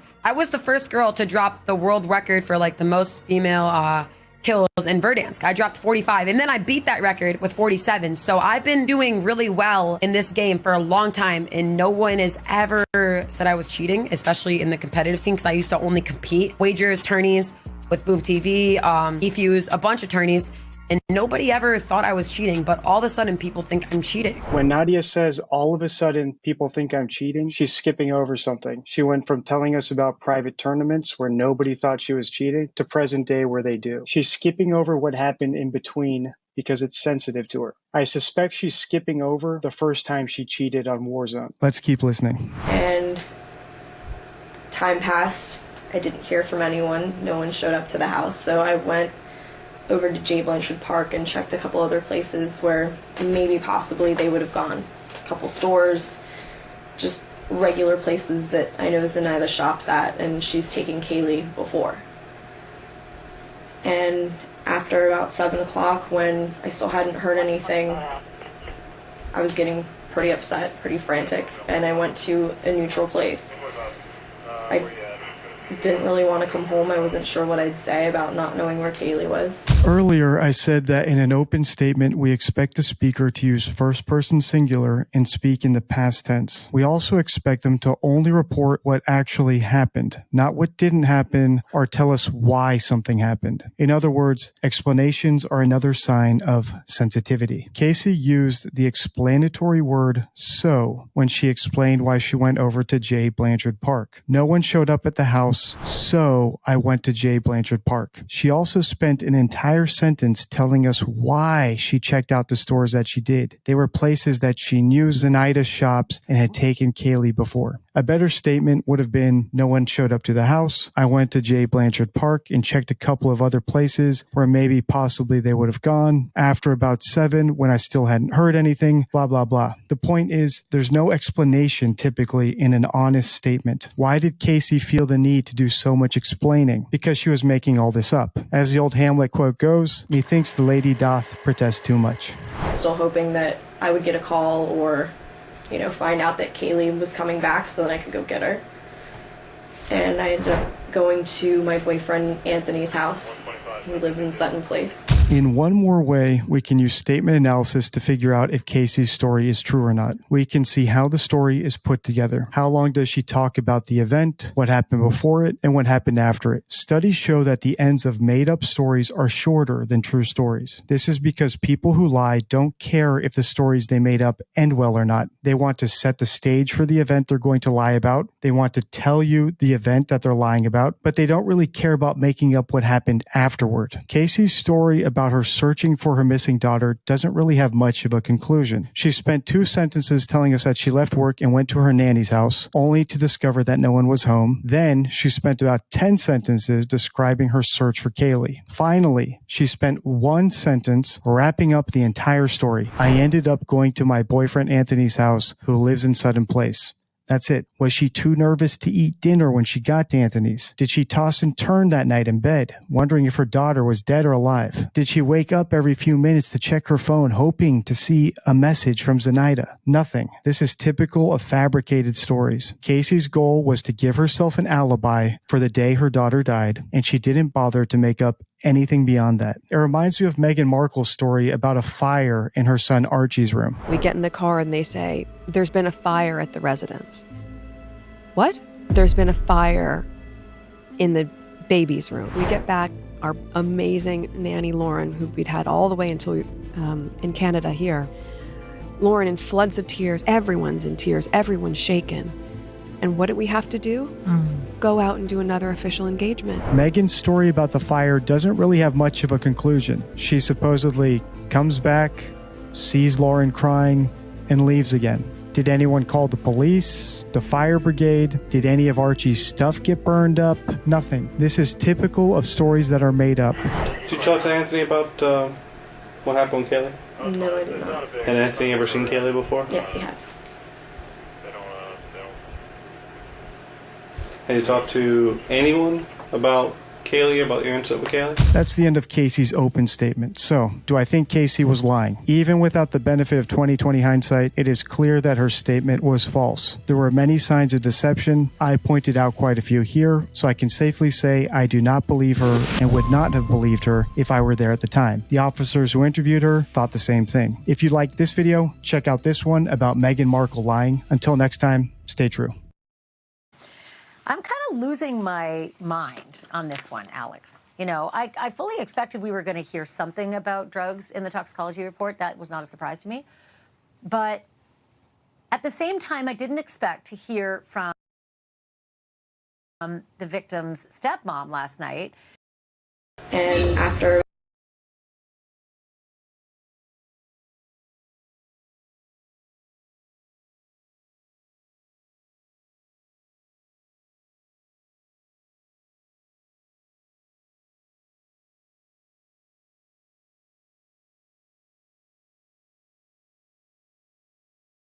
we now know what killed these 3 men in Kansas City. How it happened, whom else might be over. All right, so what do we know? 3 young men in their 30s found dead in the backyard of a friend who survived. Didn't make sense. Why? No sign of foul play. One of them upright in a chair, one of them without a coat, frozen in the cold. Didn't make sense until you see the blood.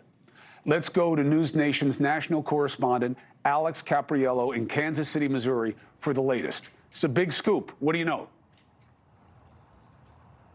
Yeah, big scoop and certainly unexpected. We were told that these toxicology reports would not come back for at least another 3 to 5 weeks, but little did we know that they would be delivered to the families, at least the information that was within inside of them, to the families. Basically, what I've heard from my sources who are connected to these families tell me that detectives from KCPD called them, told them that the preliminary toxicology reports have come back to their desk, and it shows that there was a mixture of cocaine, fentanyl, and THC, also known as marijuana, that was in their systems. Now, the families themselves have not actually had new copies of these toxicology reports. I think that's still going to take some time, but I think this is what you've been alluding to for the past couple days. These families deserve at least some sort of closure, some sort of answers, and it appears that KCPD did that today. So, Alex, oh, good. Jordan's a chemist. They all knew him as that. It was easy for them to go have fun, but he f***ed up. He made a mistake.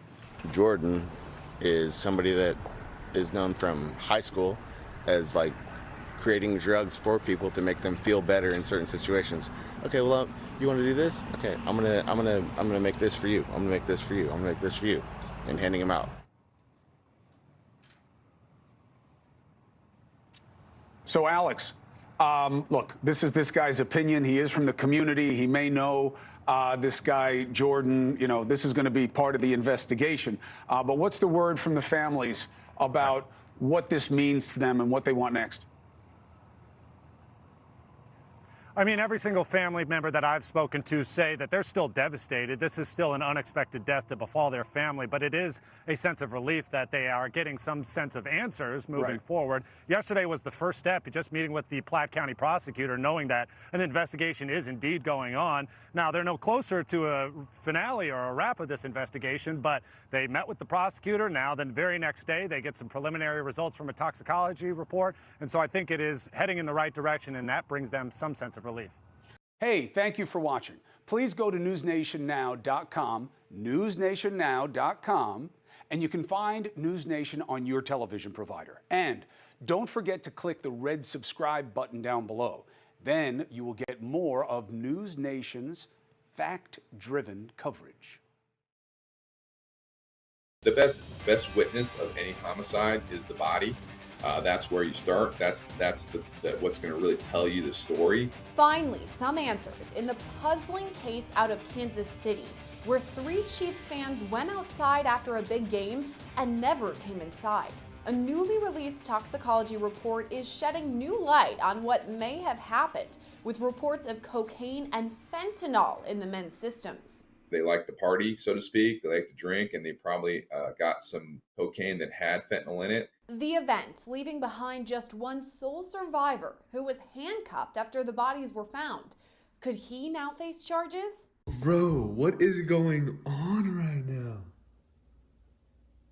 What is going on right now? It's been nearly 1 month since 3 Kansas City Chiefs fans were found dead outside of a home on the city's north side.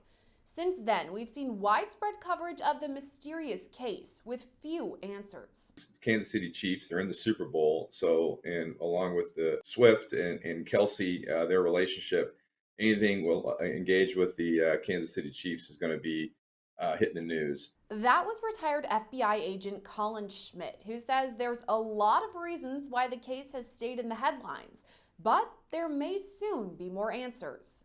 The fact that it was just such a horrible circumstance where 3 people were found outside, basically frozen to death. But I think as they drive in, they probably didn't freeze to death. They probably died of a drug overdose. Here's what we do know. On January 7th, the Kansas City Chiefs took on the Los Angeles Chargers for the last game of the regular season. That night, Jordan Willis held a viewing party at his rental home in KC. At the get-together, 38-year-old Ricky Johnson, 37-year-old David Harrington, and 36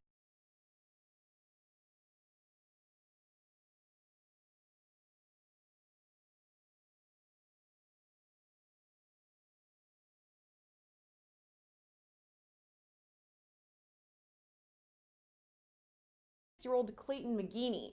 All 3 men went to high school together, and so did Alex Weimer Lee, who made an appearance at the watch party. The Chiefs bested the Chargers 13-12, but the Friends party carried on well after the game. Weimer Lee reported he left the rest of the group at about midnight, saying they were still up and watching Jeopardy! It was 2 days later, on January 9th, when McGeeney's fiancée found his body in the backyard of Willis's rental home. The bodies of Johnson and Harrington were also recovered. Weeks later, local Kansas City stations report toxicology results have been completed and handed over to police. We're seeing reports that the toxicology report has been completed, it's been handed over to police, and even some of the victims' families have received the tox report or at least learned what's inside of it. We haven't seen it publicly, it hasn't completely been released, and I'm wondering why not? Well, I think they're still trying to determine cause of death, and then basically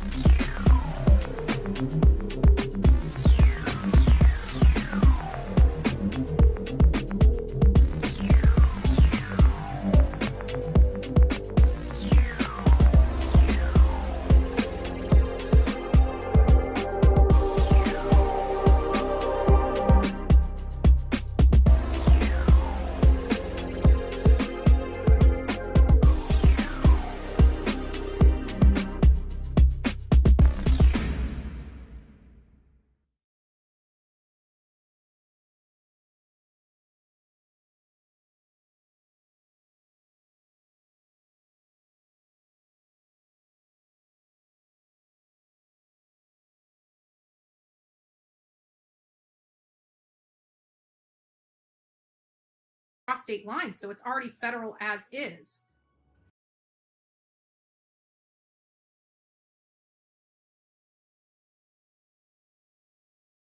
Yeah.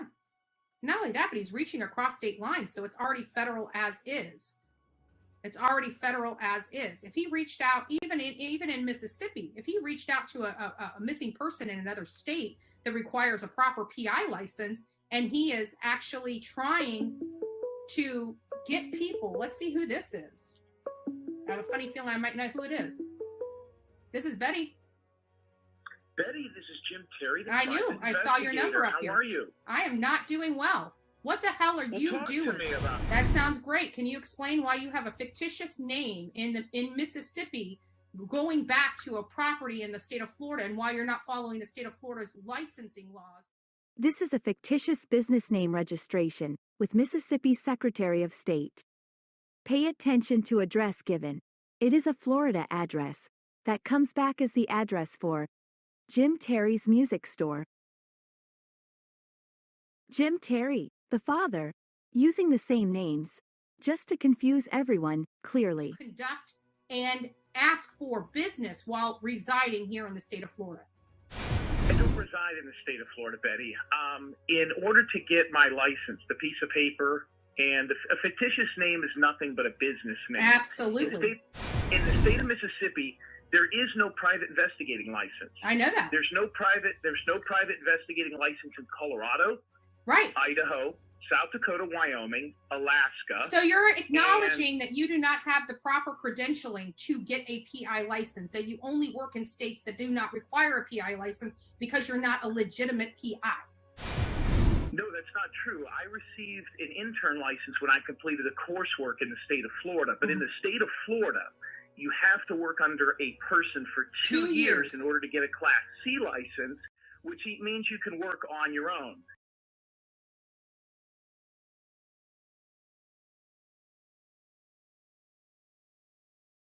So what I decided to do, because of the other career that I had, is to open the business up where I could work immediately. Can you explain why your business license, let me ask you this. Can you explain why your business license, your fictitious name that registers you in the Mississippi, because you have to be a resident of Mississippi to have to conduct yourself as a Mississippi PI. You can't be, why is the address on your fictitious name in which you are relying to do business as a PI in Mississippi, why is it showing a Florida address? Well, that's not true. You can't have a business in the state of Mississippi and not be a resident. Otherwise,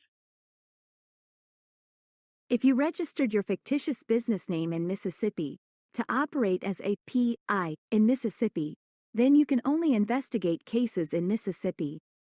But you didn't you? You would call all over United States, offer your services, and accept payment, while never leaving your hidden location's couch. You cannot act. No. Me the license. That's no. That's not true. No, I read it, and I will be calling to confirm this. You can have any business you want. You're right about that. You can have any business you want registered in Mississippi and reside in another state. You absolutely can. But in order to conduct yourself as a Mississippi PI, you are required to have a resident or a brick and mortar business in order to conduct yourself in Mississippi as a PI. Where's your business? Where's your resident in Mississippi to conduct yourself as a PI? I don't have a residence in Mississippi. I just told you that. I do not have so a residence in Mississippi. So you cannot be using Mississippi law. Tell me where you live. What state do you reside in? Currently, I am in Mississippi.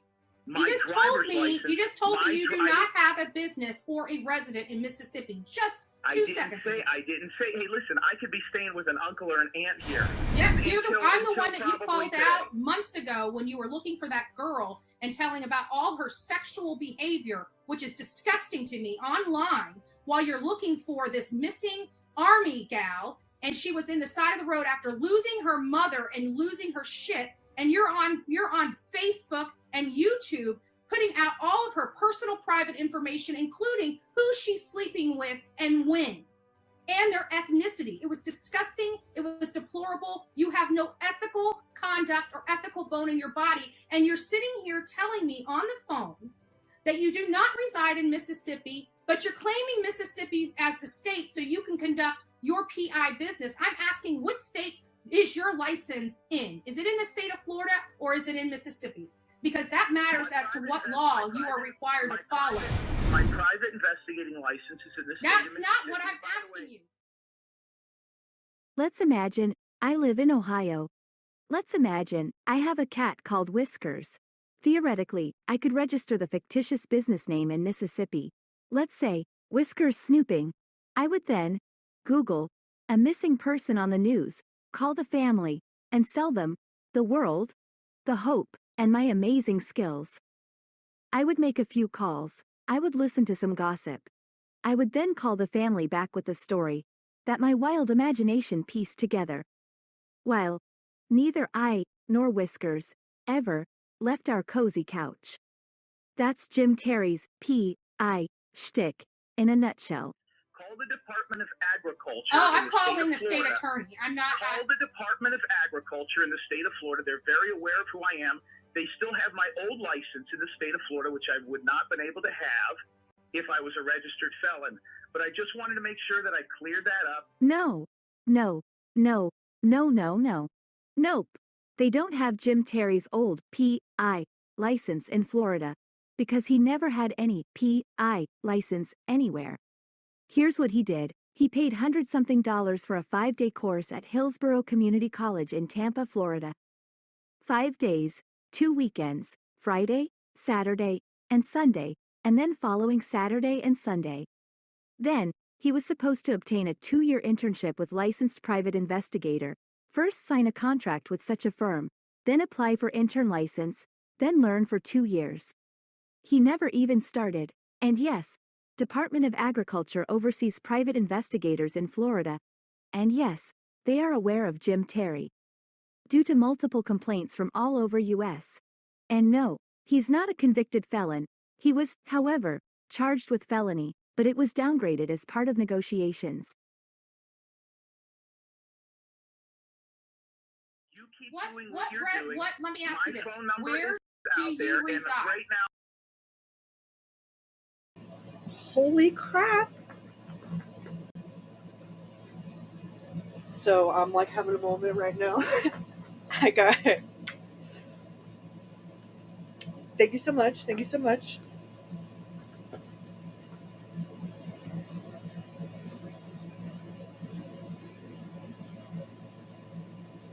Yeah, actually, funny you mentioned that. I was going to reach out to the deception detector and see if he would, do one of the many interviews we have with Jim and like just break it down in his analysis, because I wouldn't be surprised if he would have to pause like every other word. Lie, that's a lie word, that's a, because when he was talking about some of the other cases, I literally was over here taking notes like, oh my god, this person uses that phrase all the time. Oh, that phrase too. So I think it would be really interesting. But yeah, you do really, really, really, really, really, really great. Oh my gosh. Co-signing Carl over there.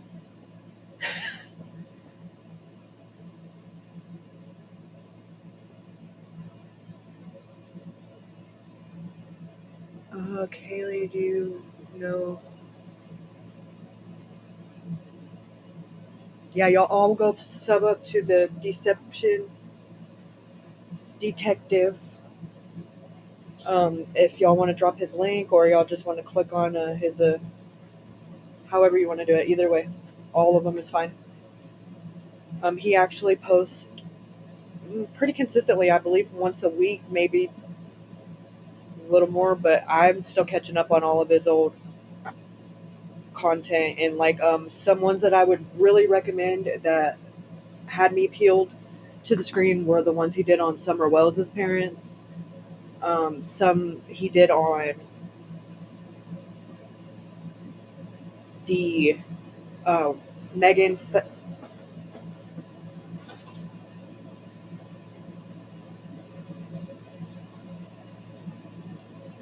Awesome, awesome. Yay, yay, yay.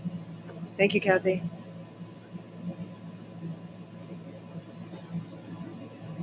Okay, we got about 2 more minutes of this, and then I want to read to you guys from this website that I'm going to drop the link for when we get to it, but it's called Science of the People, and it's really, really interesting.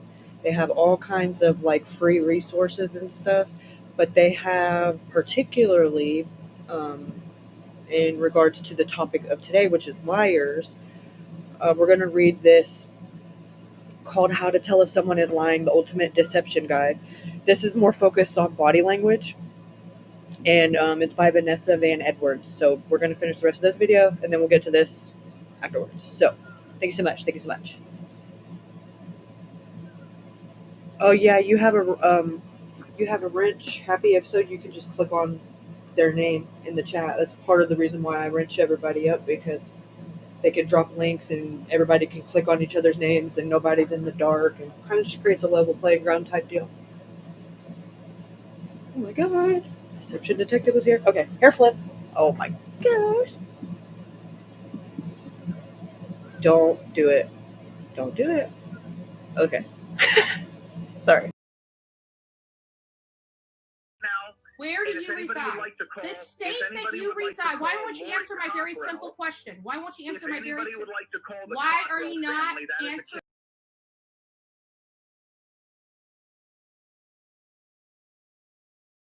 my very specific question? What state is your driver's license registered in? Thank you so much, What Betty, state for is your giving me the platform. I'm glad I What could answer the state question. is your license?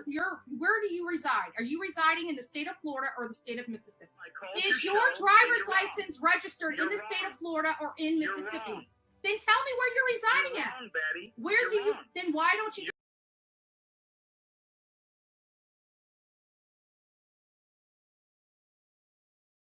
Tell me where you reside at. You're wrong. State of Florida or Mississippi? State of Florida or Mississippi? Where do you reside in? State of Florida or Mississippi? You need a hobby, Betty. Where You're do you jealous, reside I in? State of Florida or Mississippi? That determines what laws you are required to follow. Are you a resident of the state of Florida or Mississippi? You are nothing but a scam artist, a con man, and you can't answer the simplest of questions. You keep telling me to call this and call that. I don't think they realize you're scam yet. They will. They will. And you're sitting here trying to convince us that you're in Mississippi when we all know your driver's license says the state of freaking Florida. You're a fraud. You're a fraud. That's what you are. Couldn't answer a very specific question because he knows as soon as he answers that question, he knows he's in trouble with the law. Not a legitimate PI, preying on families. And I'm not done with you yet, James Michael Terry, con PI. This conversation with YouTuber Bullhorn Betty was recorded in July of 2022. As of May 2023, Jim Terry no longer maintains his $25 business name registration in Mississippi. As of January 2024, Jim Terry continues to harass his former clients, families of missing, and YouTube creators. He keeps advertising as a private investigator on streaming platforms, on Rumble, and on a private app he pays for on Roku.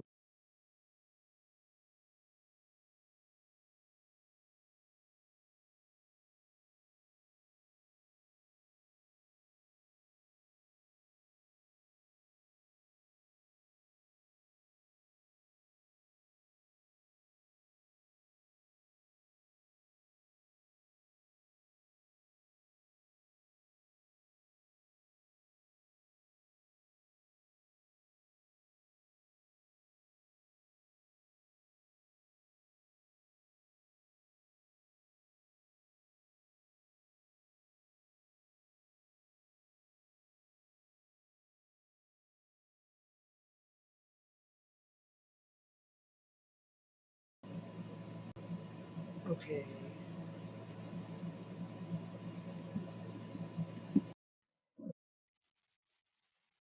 Okay.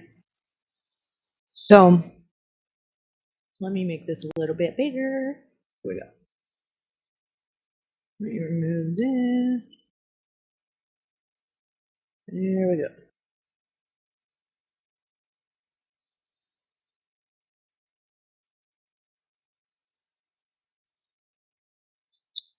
And I'm going to drop the link.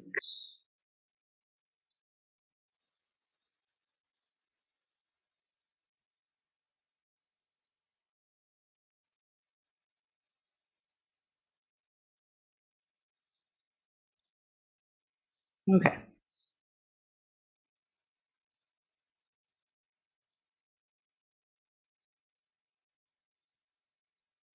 There's the link to this if you guys want to look that up in your free time. Any Hoosers.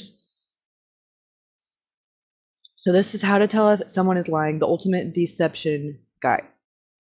So, did you know that some of us can be lied to as much as 200 times per day? But fear not, you can learn lie detection just like any other skill. Says, I'm here to let you know that anyone can tell if a person is lying. Shut up, Chris. Or fumble. Okay. Test your lie detecting abilities by playing Two Truths and a Lie with Vanessa in the video below.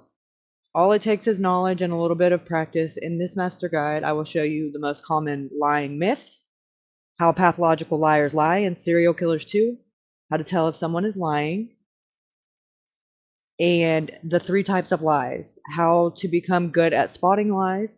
So before we jump into anything else, it's important for you to find out how confident are you in your ability to detect lying cues in others. Vote to see other people's responses. We'll stay neutral.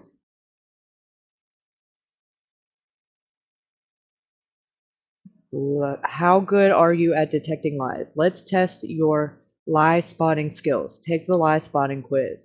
You'll watch 5 people tell you 2 truths and 1 lie. This is all real footage sent to us from our real readers just like you.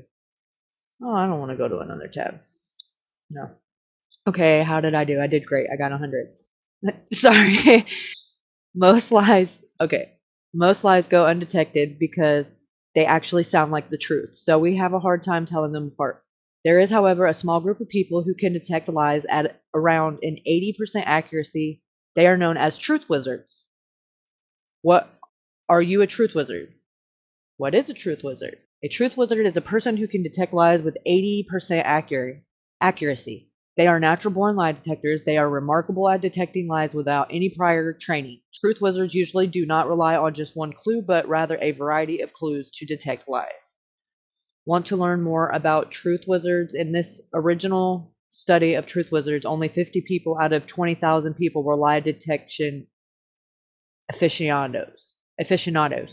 So if you weren't able to pick up on the lies, don't feel bad. Remember, on average, people can only detect 54% of the lies. Before we dive into the science, let's debunk some myths about lying. Top 4 mistakes people make when detecting lies. First, let's get this out of the way. Most people believe that it's easy to spot a lie. That is, they believe in a secret formula for spotting lies. The eye movement, the fidgeting, the nervous sweats. Oh yeah, I got you now, you liar. But reality isn't that simple. Hollywood movies and popular TV have influenced us to we are all the Dr. Cal Lightmans and lie to me, when in reality we can barely tell if our own partner is lying to us. You look so good in those pants, sweetheart. Oh, that's terrible. Anyways, lying myth number 1. If people look to the left, they are lying. Although there is some science about eye direction, which we talk about in this course, there is not a reliable form of lie detection. The course will show you the most accurate and easier ways to spot lies. Liars don't look you in the eyes. We often think of liars as shifty in their gaze. However, liars actually look you in the eye, more because they want to see if you believe they're lying or not. And myth number 3 is children are the biggest liars. While we may think that children lie a lot, their lies are often the easiest to spot. Studies show that children usually give themselves away before age 8, and their lies become better with age. Take a look at this video, for example, of a girl who lies about eating cake, with cake covering her face. All right, we're going to watch this. Tell me what you need to do.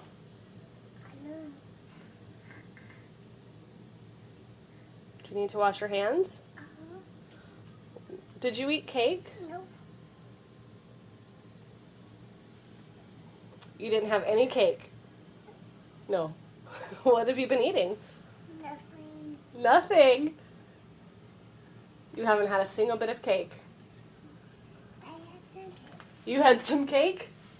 You did. You ate cake? Are you funny? What? Are you funny? Am I funny? I think you're the funny one. Did you eat cake? Nope. Nope. Why do you need to wash your hands? My hands are sticky. Why are your hands sticky? So it's like, and they come from the floor. How did they get sticky? They always come from the floor, and they get sticky down the floor. Your hands got sticky from the floor? Let me see your hands. Sticky! It's from the cake. It's from the cake? You've been eating cake? Uh-huh. Why did you lie and tell me you didn't eat cake? God. I will wash my hands. Here's some soap. I think you better wash your face too.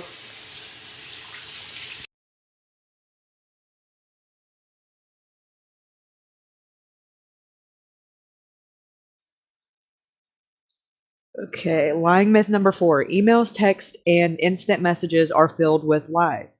A lot of people believe this myth because they think it's easier to lie when others can't see or hear you, but they couldn't be further from the truth. According to Stanford Magazine, it is not the technology that causes lies, but the goal of the liar. In other words, people often lie over technology when they want something from someone. In the dating world, for example, someone might be lying about their good qualities to a potential partner simply because they want to appear more attractive themselves.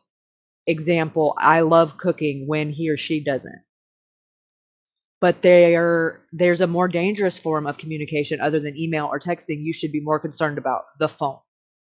If you've been a victim of the "hello, this is a Microsoft customer service, your computer has been infected with a virus" scam, then you know exactly what I'm talking about.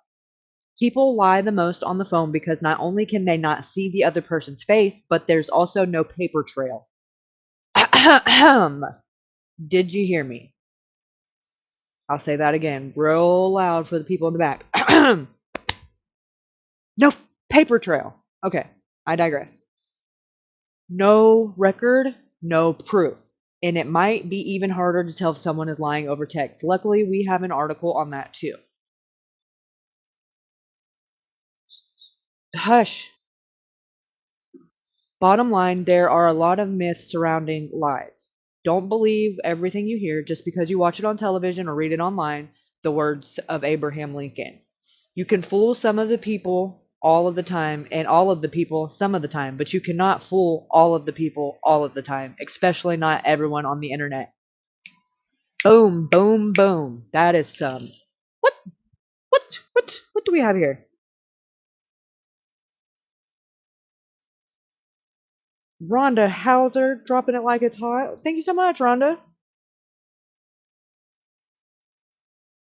Thank you so much. Thank you so much. Oh, so sorry.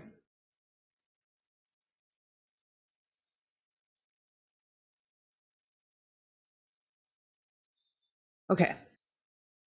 Say it again. You really want me to say it again? Are y'all messing with me? Stop. Okay. Okay. So, how to tell if someone is lying? Rhonda, you are precious. Thank you so much. How to tell if someone is lying? Do you wait? What do you want me to read it again? I don't mind. About the paper trail? Okay. People lie the most on the phone because not only can they not see the other person's face, but there also is no paper trail, no record, no proof. And it might be even harder to tell if someone is lying over text. Luckily, we have an article on that too. Bottom line, there's a lot of myths surrounding lies. Don't believe everything you hear just because you watch it on television or read it online. In the words of Abraham Lincoln, you can fool some of the people all the time and all of the people some of the time, but you cannot fool all of the people all of the time, especially not everyone on the internet. Abraham Lincoln. Mic drop. Okay, so we've gone down the dark side of murderers and psycho killers, but most liars are just normal people, just like you and me. From your coworker that says her part in the project is going good to your significant other who says the relationship is just fine. These are the top tips on how to spot when someone is lying. We get into the tips. Okay, before we get into the tips below, please understand that lie spotting is a very difficult science. We have summarized the research below, but if there is an easy way to do it, everyone would be able to do it. Use these tips to get you started, but know this is a very hard skill to learn. If you really want to take it seriously, check out our advanced lie detection course. Okay, number 1, identify your prolific liars. The first tip is to identify the liars in your life, and here's the good news. Most people are honest. In fact, research shows that a majority of lies are told by a small group of people. These group of liars are known as prolific liars. Chances are you've encountered a prolific liar before, and chances are you have a prolific liar or two in your life right now. Ask yourself, who are the prolific liars in my life? Is it a friend, coworker, family member? Do I tend to catch them in lies, or do they cause harm to others or themselves by lying constantly? Prolific liars can be hard to identify. That's because they might be closer than you think. If you're having a hard time thinking of someone, don't worry. Identifying a prolific liar can be difficult. Their lies may not always be the dramatic, over-the-top, grandiose lies that we may expect from liars. Prolific liars can lie about small, simple things. Luckily, we've got a way to identify prolific liars in this study, variance in the prevalence of lying. Researchers created a statistical model for distinguishing prolific liars from the everyday normal liar. Here are some distinguishing characteristics of prolific liars. Prolific liars are those who report that they lie. They report that they tell 5 or more lies per day. Prolific liars tend to be younger, male, and have higher occupational statuses. They are likely to lie the most to their partners and children. They are more likely than the average person to believe that lying is acceptable in some circumstances. They are less likely to lie because of concern for others and more likely to lie for their own self-interest, such as to protect a secret. Prolific liars tell 5.5. Okay, how you tell a half a lie? You know what? I'm sure all of y'all have an answer for that. Just save it. I realized how that sounded when it came out. I guess whatevs. Anyways, don't come for me. Prolific liars tell 5.5 lies for every one white lie told by an average person.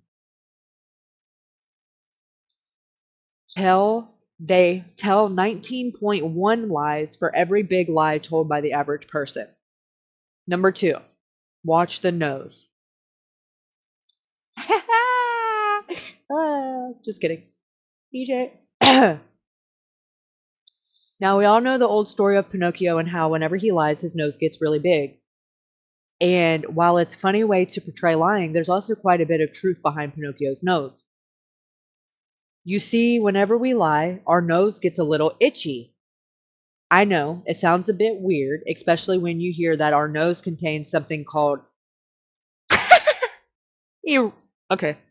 erectile tissue. Yes, the same tissue that forms our sensitive parts. Okay. Sorry. So when you lie, you get a chubby.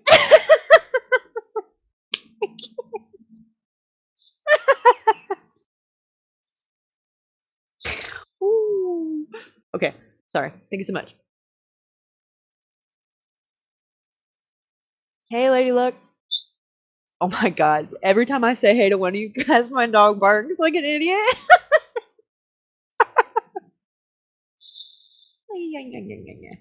Okay.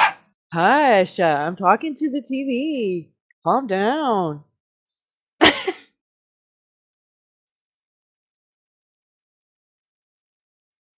Okay. According to neurological director Alan, hold on a second.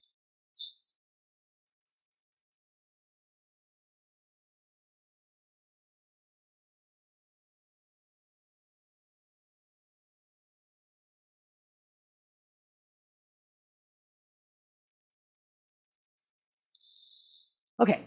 According to director Alan Hirsch, when a person lies, blood flow increases to the to the uh to the erectile tissues in the body, including the erectile tissues in the nose. This is why liars often touch or scratch their nose. Mark back. Oh, what? Don't tell me what to do, Eddie.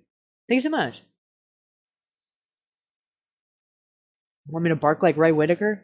Oh no, man, that's gonna cost you a cash app. You already know how that goes. Don't do shit for free around here, my guy.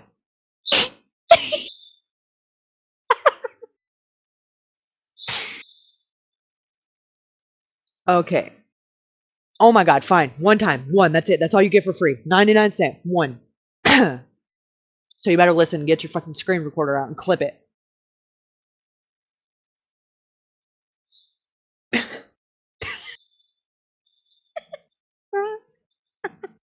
Okay. That was two. You buy one, get one free. For those of you that have no idea what that was, go watch the Whitakers, come back and laugh, because it's fucking funny. Hilarious. Don't ever make me do that again, Edwin. Gosh.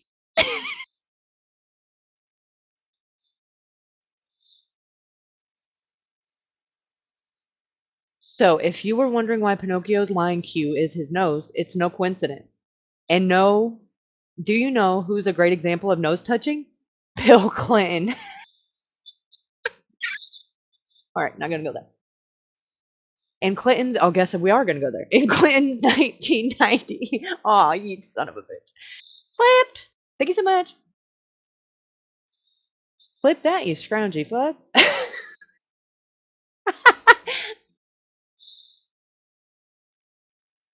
And what'd you say? She charges $1 per bark, but her hubby charges $2 per bark, sending all barking requests to Kayli's. That's true.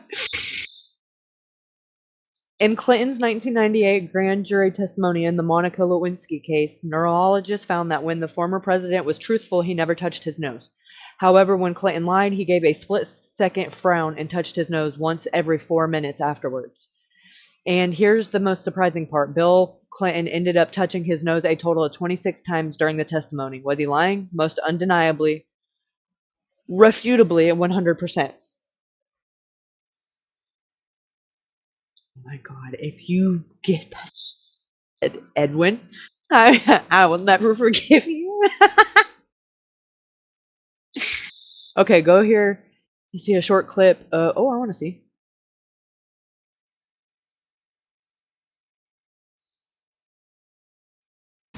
Well, if you agree with me that if he misled Judge Wright in some way, that you would have corrected the record and said, excuse me, Mr. Bennett, I think the judge is getting a misimpression by what you're saying. If Mr. Bennett was representing me, I wasn't representing.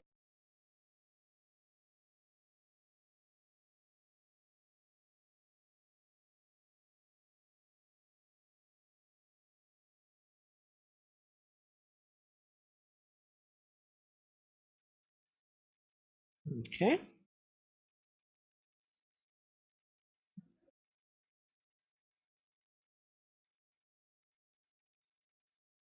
Okay. But wait, that doesn't mean all people who touch their nose are liars. Sometimes a person might have a runny nose or it might just be cold outside. Nose touching is just one statistical cue to deceit. So how do we know for sure when someone is lying? So, so fuck you and your ducats. Catch me if you can. So how do we know for sure when someone is lying? Apart from certain lying cues like nose touching, people often give away certain micro expression tells when they're lying. Watch the neck. When people tell lies, it doesn't only come out verbally. A lie often makes a quick stop in the neck on the way up, making the neck a great hotspot for detection deception. If a person touches their neck, it can be an indicator of increased sweat due to nervousness or anxiety for being caught in the act. If a person is wearing a collar, they might tug at it, adjust it, or instead to seem less obvious. The PC site researcher Desmond Morris as the first person to discover that lying causes a tingling sensation in the facial and neck tissues. People usually scratch their neck to get rid of this tingling. They also conducted their own observations. Here's what they found. When people lie, they scratch their necks an average of 5 times each time they scratch, rarely more and rarely less. Watch for mismatched hand gestures. Try a little experiment right now. Say 3, but hold up 4 fingers. Hard, right? It's very hard to lie with our gestures. People who are sincere and honest will display gestures that match, especially with their hands. For example, if you tell someone their breath is stinky, they might cross their arms, purse their lips, and clench their hands into tight fists. On the other hand, liars may show body language that indicate one thing, but their hands might not match up. For example, let's take a look again at Bill Clinton in an interview about the Monica Lewinsky scandal, as he clearly says, I did not have sexual relationships with that woman. But here's the dead giveaway that shows he's lying. His hand gestures don't match up with where he's looking. Clinton clearly looks to his left, but he is pointing in front of him. When wrongly accused, people will look directly at their accuser, and if pointing, will point in the same direction, not a different one. Clinton likely pointed away because he didn't feel enough conviction in what he was saying to confidently point to where he was looking. This type of disconnect is gesturing is a surefire way to spot a lie. Pay attention to the ears. You might be familiar with ear pulling from the famous actress Carol Burnett, but ears aren't just for listening. Many people might not know they are a great indicator of lying too. Especially pulling or touching the ears is a subconscious way to stop hearing the lies a person is telling. In more obvious cases, if a person who rarely lies feels embarrassed or really nervous, their ears might flush a bit red and rise in temperature due to increased blood flow. The PCs mention these variations of ear touching, rubbing the back of their ear, touching the earlobe, putting the fingertip inside the earlobe, and bending the entire ear to cover the ear hole. What the heck? Okay. Look for facial micro expressions. In the tip above, I mentioned that Bill Clinton would often give a split-second frown before he touched his nose. That's the true feeling Clinton felt when he forced himself to tell a lie, sadness. Think about it for a minute. When people tell lies, they are usually sad, angry, or fearful. They want to hide from the truth. In the words of Will Smith, human beings are not creatures of logic. We are creatures of emotion, and we do not care what's true. We care how it feels. Will Smith. So the problem goes, we don't want to tell the truth. We tell a lie instead, and we feel bad about lying. Somewhere in that equation, we tend to give away little facial cues to signal that we're lying. For example, here is the fear micro expression, which liars may use when they're afraid they will be caught down below.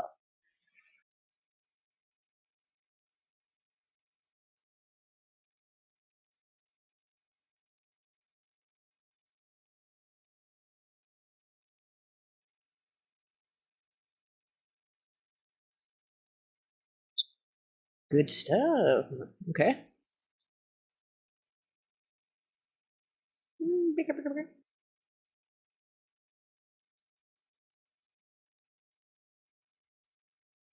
Okay, eyebrows are raised and drawn together, usually in a flat line. Wrinkles in the forehead are in the center between the eyebrows, not across. Upper eyelid is raised, but the lower lid is tense and drawn up. Eyes have the upper white showing, but not the lower white. Mouth is open and lips are slightly tensed or stretched and drawn back.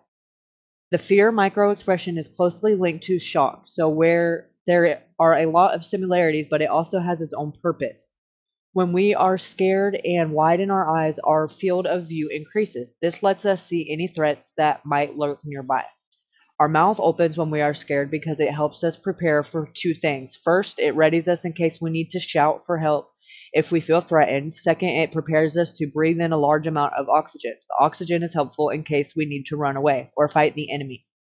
And if you have ever seen someone frightened, you might have been frightened too. That's completely normal. Mirroring other people's fear is a natural response. A study in 1996 shows that when we see fearful facial expressions, the activity in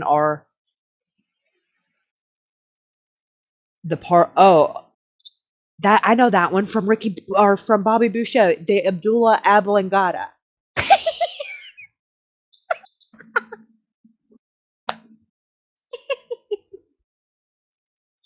Oh god. Anyways, the part of our brain responsible for fear increases. So when one person displays a fear micro expression, others around them will also open their eyes wider. This allows people around to be better prepared to seek out signs of danger. If there's a mismatch between facial expression and what a person is saying, chances are they may be lying. You can find out more about micro expressions in our article. Watch for eye blinking changes. Ever heard the saying, the eyes are the window to the soul? Well, it turns out there's some truth to that, especially when it comes to spotting liars. Why is that? When someone is lying, they might stare into your eyes more and avoid breaking eye contact. They might be gauging if you believe that lie or not. The science researchers evaluated multiple psychological measures, including eye blinks, to determine if changes in eye blinks could be used to detect false intent. The study concluded that eye blink rates decrease when lying. And after a lie, liars tend to yawn and blink more. To refresh their eyes, however, liars can also blink more. See how someone normally blinks beforehand to become a more accurate lie spotter. You're looking for the inconsistency. If someone is usually an eye contact champion but suddenly starts looking like they're tracking a fly buzzing around the room or staring at you so hard you're wondering if they're competing with you, that's your cue, or vice versa. It's all about the change in behavior. Decode the feet fidget. You're probably accustomed to focusing on facial expressions and upper body language. After all, that's most of the action happens, right? Wrong. It's time to divert your gaze downwards toward the feet. When people lie, their feet might start doing a little dance, often unconsciously. This could include behaviors like tapping, wrapping one foot around the other, or pointing in a direction away from the conversation. The feet are genuinely considered the most honest part of the body. Why? Because people rarely think about controlling their feet when they're spilling a tall tale. In the realm of psychology, the phenomenon has a name, leakage. It's when repressed information leaks out through body language. And guess what? Feet are a prime spot for this leakage to occur.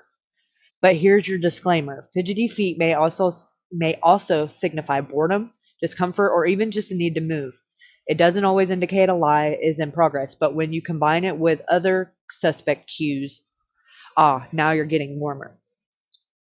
Vocal pitch changes. When someone lies, the tension is pulling off the deception can twist their vocal cords in revealing ways.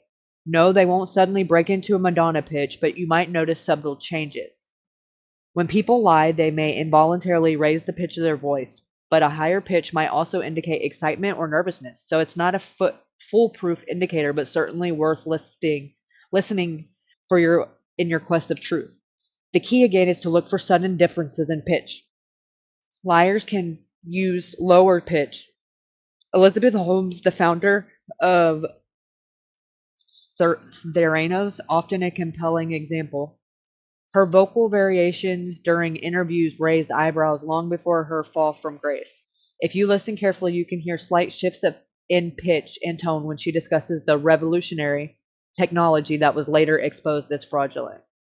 This is what happens when you work to change things, and first they think you're crazy, then they fight you, and then all of a sudden you change the world. And I have to say, I personally was shocked to see that the Journal would publish something like this. Her voice, her deep baritone voice, was that fake too?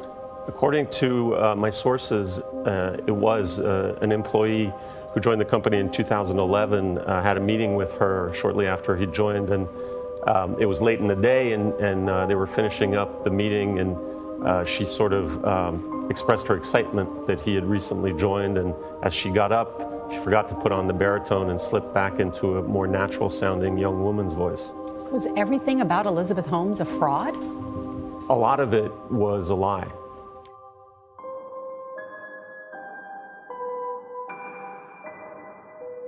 No, it hasn't. Well, if I use traditional words to describe what we're doing, it's hard because people then associate it with conventional processes for analyzing drugs in development or whatever aspects we may be applying our technology to. But no, it hasn't. Well, if I use traditional words.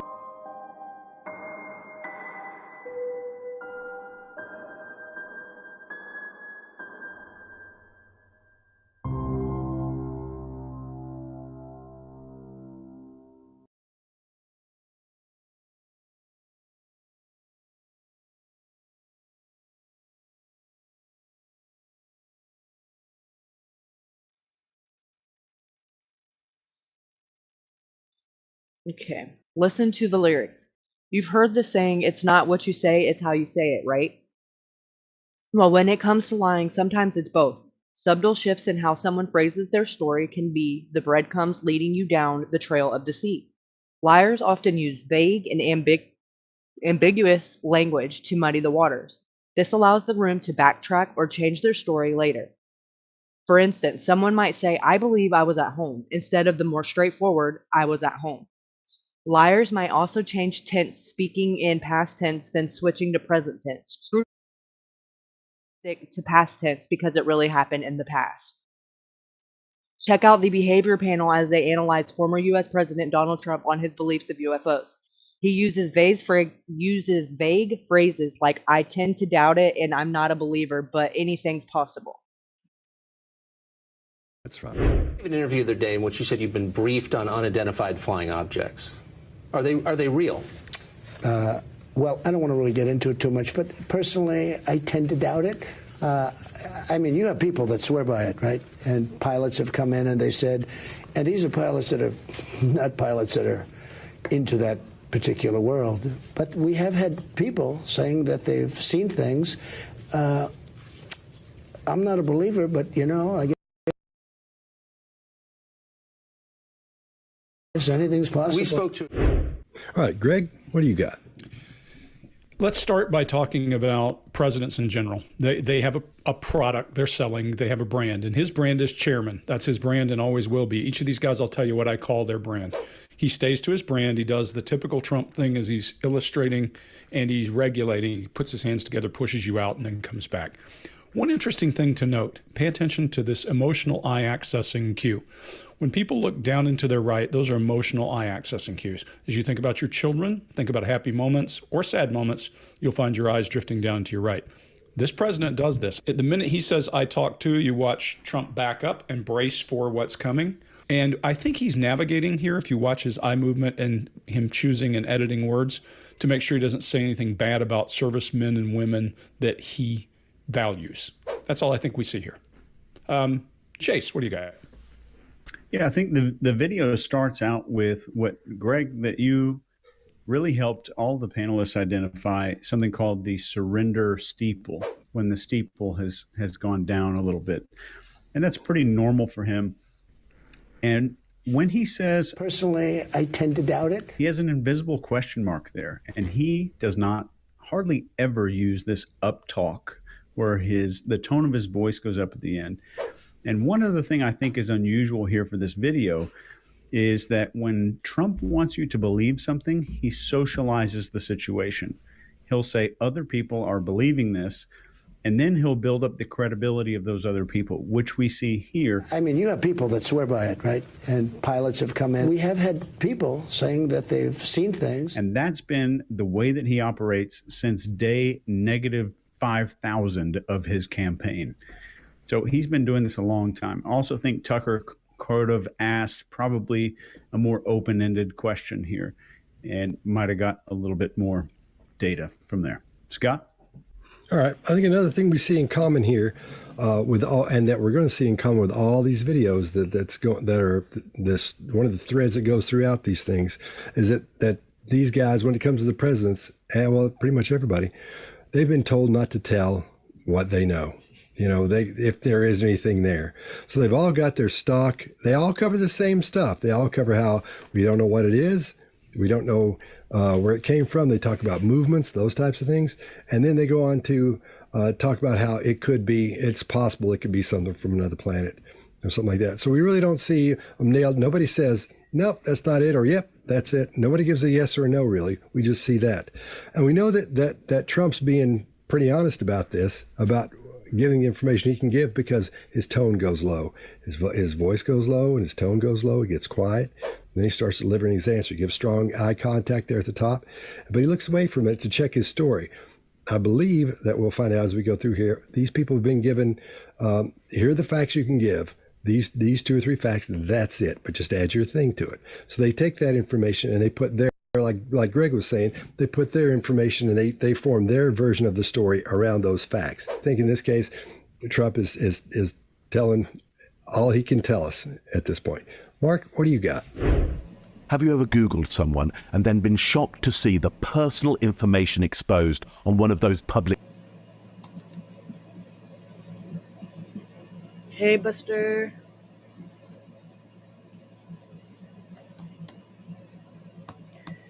Talking about liars up in this piece today. Just kidding. Well, not really. Okay. Use of complicated words. Have you ever heard a liar carefully picking their words, using more complicated ones than necessary? That might be a huge red flag. Liars may resort to complicated phrasing, multi-syllabic words, or even legal jargon as a tactic to distract you from their dishonesty. They might do this to sound smarter and more convincing. This can be an indication they're overthinking and going deeper into a lie. Graphic video ahead. Check out Jodi Arias in this interview. Notice when the interviewer asks her questions, she uses a complicated word like heinous and seems not natural. 2 monsters. You did not shoot Travis. No, I've never even shot a real gun. You did not stab him 27 times. No, that's heinous. Or I've never slit his throat from ear to ear. I can't imagine slitting anyone's throat. Jodi Arias is sticking to her story that 2 mystery killers murdered her former boyfriend, and she's convinced a jury will believe her. No jury is going to convict me. Why not? Because I'm innocent, and you can mark my words on that one. No jury will convict me. I am very sorry for the enormous pain that I've caused the people that love Travis. At her sentencing Monday, Jodi Arias apologized to the grieving family of Travis Alexander, the ex-boyfriend she was convicted of murdering. I'm truly disgusted, and I'm repulsed with myself. I'm horrified because of what I did, and I wish there was some way I could take it back. Alexander's 3 sisters also spoke. They sobbed as they pleaded with the judge to show Arias no mercy. I see the pain in our faces and the tears we've cried, and it never stops. Then, as Arias stood before her in prison stripes, Judge Sherry Stevens pronounced the sentence. The defendant shall be incarcerated in the Department of Corrections for the rest of her natural life with no possibility of parole. So there it is. The long saga of Jodi Arias is over. She may have escaped the death penalty, but she'll spend the rest of her life behind bars. My whole life, even as a child, all I really thought about, I used to carry dolls around on a pillow, and I wanted to be a mom. What Diane Downs wanted more than anything else was to have children. She got her wish, but her dream turned into a twisted tragedy when she was sentenced to life for shooting her children because her boyfriend didn't like kids. Even today, 5 years later, her former husband would like to see her pay the ultimate price. Executed. That's what I was hoping for. That's what I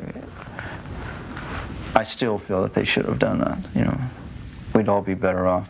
But it was the children who would pay for what Diane wanted. Diane's the type of woman who I think could cut your throat and then sit down and have lunch next to your body. I wouldn't walk in there and say, this weird person came up out of nowhere and shot us for no reason and just left. I mean, that's not a believable story. I could have, if I had done this, I could have come up with a believable story. It really happened. It was back in May of 1983, next to this creek, alongside this isolated country road outside of Springfield, Oregon, that this bizarre and tragic crime was committed. It was around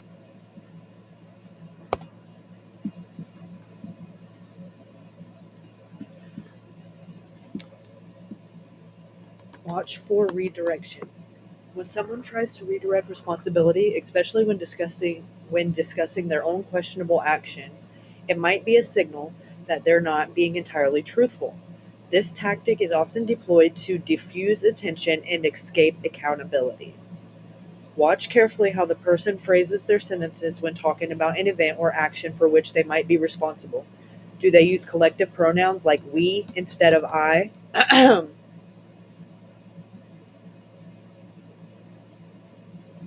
The one with Bullhorn Betty, is that where you're at, Buster? That was in July of 2022, I believe.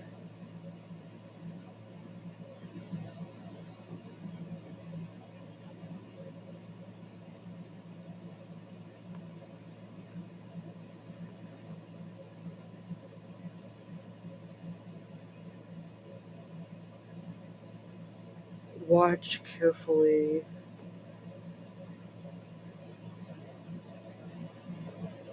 Okay.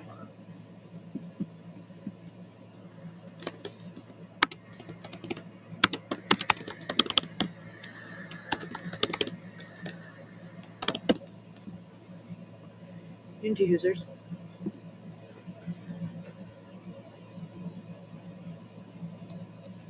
Watch carefully how the person phrases their sentences when talking about an event or an action for which they might be responsible. Do they use collective pronouns like we instead of I? Do they focus on another person instead of themselves when they're in the spotlight?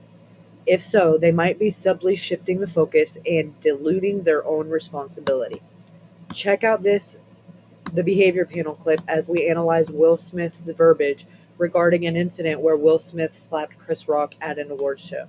In a discussion about the incident, Will Smith didn't focus on his own actions and accountability. Instead, he chose to talk about other people's problems, and he used the words, "We have to be nice to people," a phrase that dilutes his personal responsibility.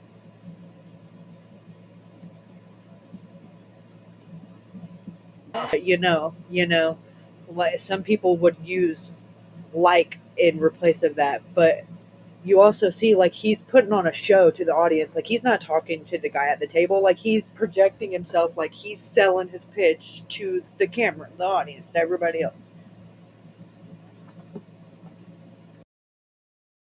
You know. This the idea where they say hurt people hurt people. Yeah. You know. Chase, what do you got? You know, throughout Will's entire life, he uses socialization to discuss issues. And I don't think this is a tactic per se, but I think it's something that he probably unconsciously learned from a very young age to get people to understand things. I think it's also the way he probably sees the entire world. Will immediately socializes the situation, starting out by shifting the pronouns from himself to the audience while still describing his own experiences. I think it's brilliant. It's a great demonstration of obtaining what we call in psychology social coherence. And he illustrates some really common situations of suffering that he knows, and most people should know that a lot of people can identify with. And I think his lesson learned is that he has to be nice to people. It's we as a group. So he's saying that it's we have to be nice, not just me. So it's everybody. So he's sharing the grief, or he's sharing some of that problem with the crowd. We see that there. Scott, what do you got? All right, I think once he's looking for acceptance, obviously, and once he gets that acceptance from the audience, he sits back and sort of takes it in, and he almost relaxes. And then when Trevor says, "So what's the journey been like, so far?" He takes a deep breath. He's getting ready to answer that, getting sort of relaxed and trying to stay relaxed because he's been in therapy and they've gone over how to approach these things because he knows he's still got 2 or 3 of these style interviews left. As he leans forward as he prepares to answer, and he barriers with his hands. He gets that arm out like that. But he sticks his head out, not over his arms yet, but over his arms. And that lets us know that he's into it. He wants to engage, which apparently that's what you'd want to do, obviously in a situation like this. So he's getting ready and he's showing that he's engaged. And I think what we're hearing is he's a victim of, and I know Greg and I are going to differ on this, of a language virus where he's saying, yana. Because in the past, you don't hear him saying yana. I haven't heard him say that very often. In this first one, he says it, 18 times. 18 times in that little clip. He says yana, which sort of completely destroys that oomph of sincerity or validity for me. Because it just makes him sound not as smart when he keeps saying yana when it wasn't. And so it lets you know that he's been around somebody that talks like that and he looks up to him. They're the alpha. They're the person that he's maybe taking information from, or the person who's hanging out with him, a new person, because quite often that will happen.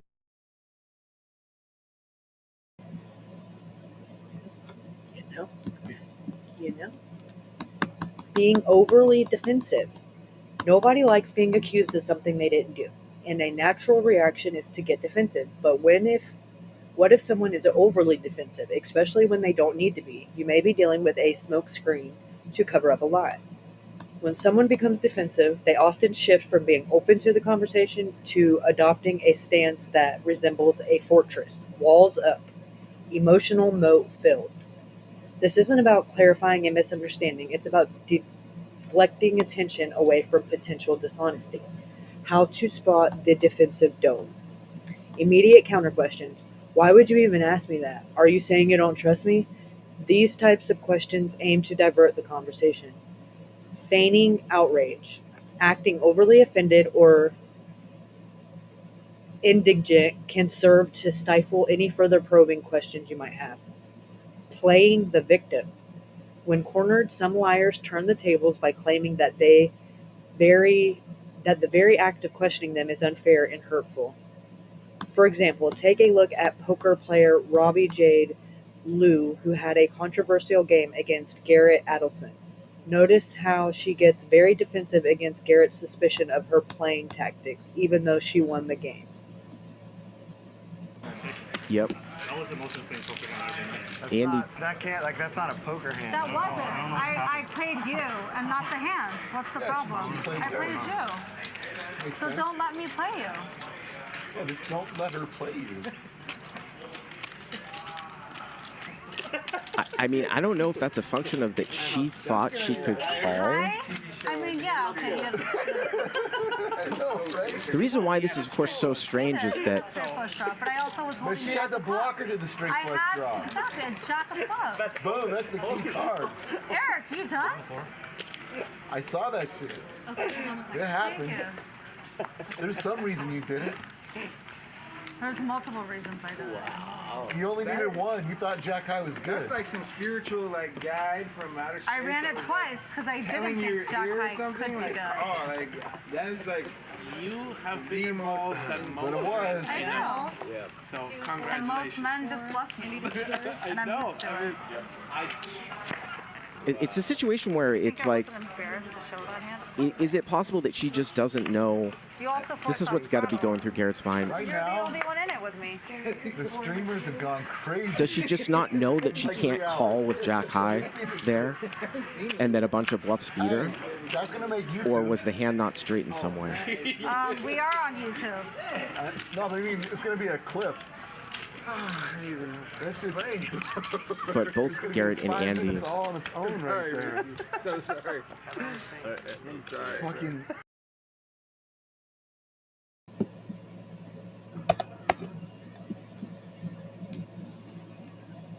Become become a human lie detector. Now that we've talked about prolific liars, nose touching, micro expressions, and personal pronouns, it's time to take one thing further. If you really want to be a lie detecting wizard, there's only one way to greatly and reliably improve your lie detection abilities. In fact, after many years of teaching lie detection skills to real students, real employees, and real people, I've come to the conclusion that the best way to improve lie detection is to use a science-based, systematic approach. And I'm not talking about a lame test where I give you an A for effort. No, I found that the best way to learn is with 3 F's. That is learning from factual and science-based information, from real-life examples, and most importantly, fun. It certainly makes reality shows more interesting. That way you can discover the real hidden emotions that people truly have deep down inside. That way you can walk in a room and know exactly who's lying and why. Yeah, it's kind of like having a superpower. That is why I created How to Be a Human Lie Detector. I truly believe that detecting lies is one of the most important skills to learn in your life. So if you're ready to join me, check out the course. 3 types of lies you should know. One day, while enjoying a nice dinner with my friend John, out popped a question. Vanessa, how do you feel about Samantha? Samantha was my ex-friend and ex-neighbor, and she had smelly breath, always let her dog poop on our lawn, and even had loud karaoke parties until 2 in the morning. So naturally, I said, Samantha, she's great.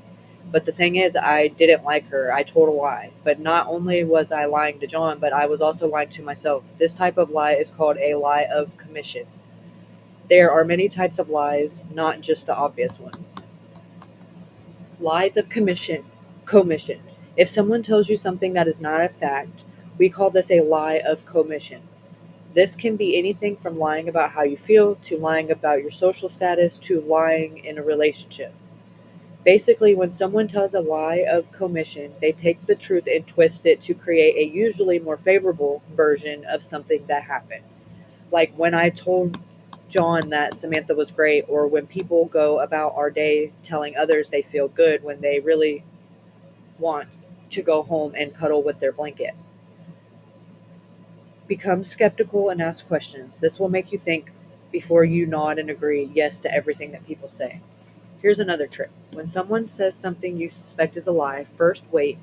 A day or a week later, come back to them and ask them to repeat it. If he or she suddenly tells you a different story, then this probably means that there is something else going on. Time to investigate. Lies of omission. Unlike the first lie when it's plain wrong info, lies of omission are lies because there is something missing. When a lie of omission is told, important details are left out.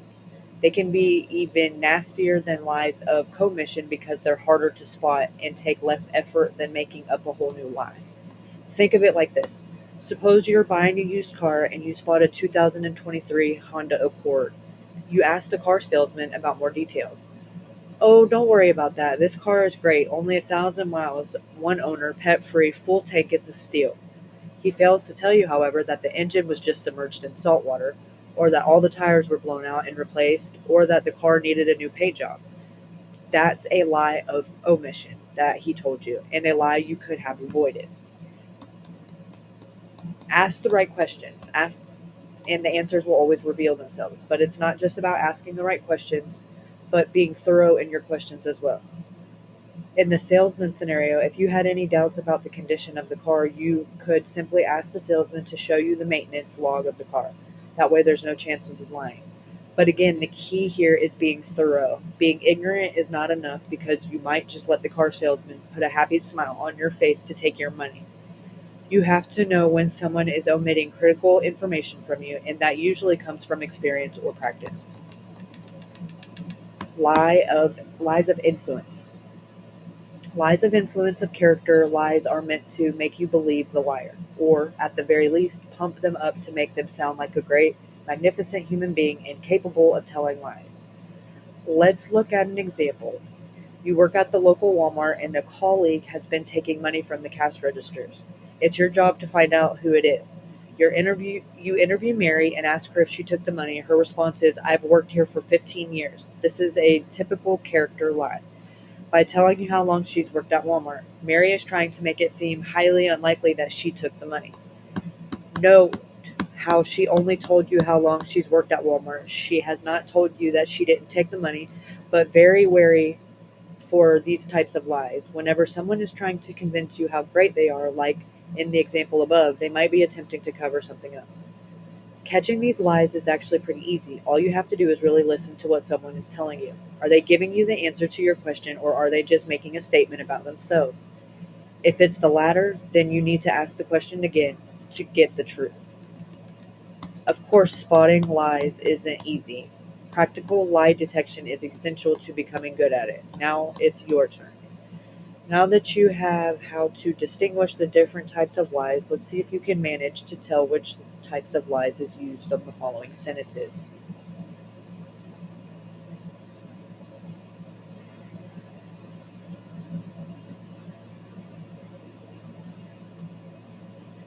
The characteristics of pathological liars. In order to examine the characteristics of liars, let's turn to some of the best liars in the world, pathological liars, or more specifically, serial killers and cold-blooded murderers. Famous serial killers like Ted Bundy, who is quoted saying, "I don't feel guilty for anything. I feel sorry for people who feel guilt."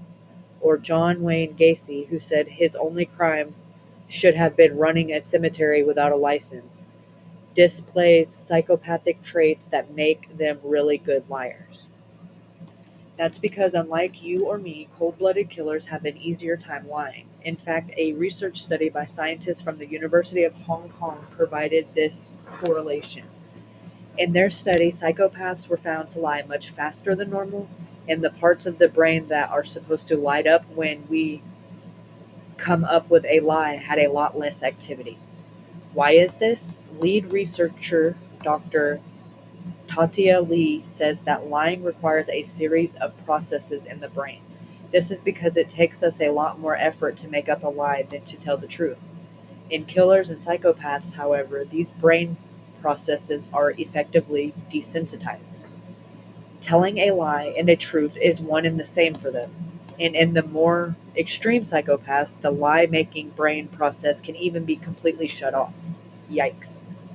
Some serial killers are also serial liars. For example, Henry Lee Lucas, confessing to killing over 600 people. Of course, most of the killings he confessed to were completely made up, but his expert lying skills were able to fool countless law enforcement officials.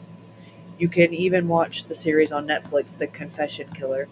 This just goes to show how it is to detect some of the world's best liars. However, most killers aren't professional liars. In fact, some killers can be right next door, as was the murder case of Lauren Giddings in Macon, Georgia. Case study, Stephen McDaniel. Warning, gruesome details below. So, trigger warning, graphic whatever. All of those warnings. Warning, warning. So it says, are you familiar with the murderer Stephen McDaniel? He's the guy that choked his classmate and neighbor Lauren Giddings and hid her corpse only to discover while being interviewed on camera that the body was just found. In June of 2011, Steve McDaniel choked his Mercer Law School classmate, Lauren Giddings, while she was asleep. Yeah, he's not exactly a good guy. The reason I'm bringing up Stephen is because his interview is a goldmine of lie detection knowledge. From the moment he gets on camera to the moment the body is found, Stephen displays certain lying cues that are easy to detect. Watch this short clip where you can see him fabricating lie after lie. And keep in mind, this is the cold-blooded killer who murdered the same woman he's talking about.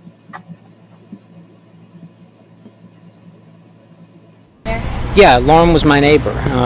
We're just trying to find out where she is at this point. I mean, no one has seen her since Saturday. I mean, the last time anyone heard from her was an email that she sent out, and no one's heard from her since. Did you see her hang out with anyone at the time, anything like that? I mean, no one has seen her since Saturday. I haven't seen anything. I mean, you always hear noise outside, but it's just people walking by pretty much. Do you know any enemies she might have had, somebody that might want to hurt her?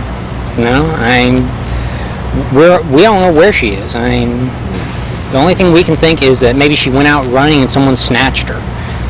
Because, I mean, we went we went over, one of her friends had a key. We went inside and tried to see if there was anything amiss, but I mean, she had a door jamb that was sitting right by it, so there was no sign that anyone broke in. I mean, the door was locked when everyone got here. I mean, we just don't know where she is.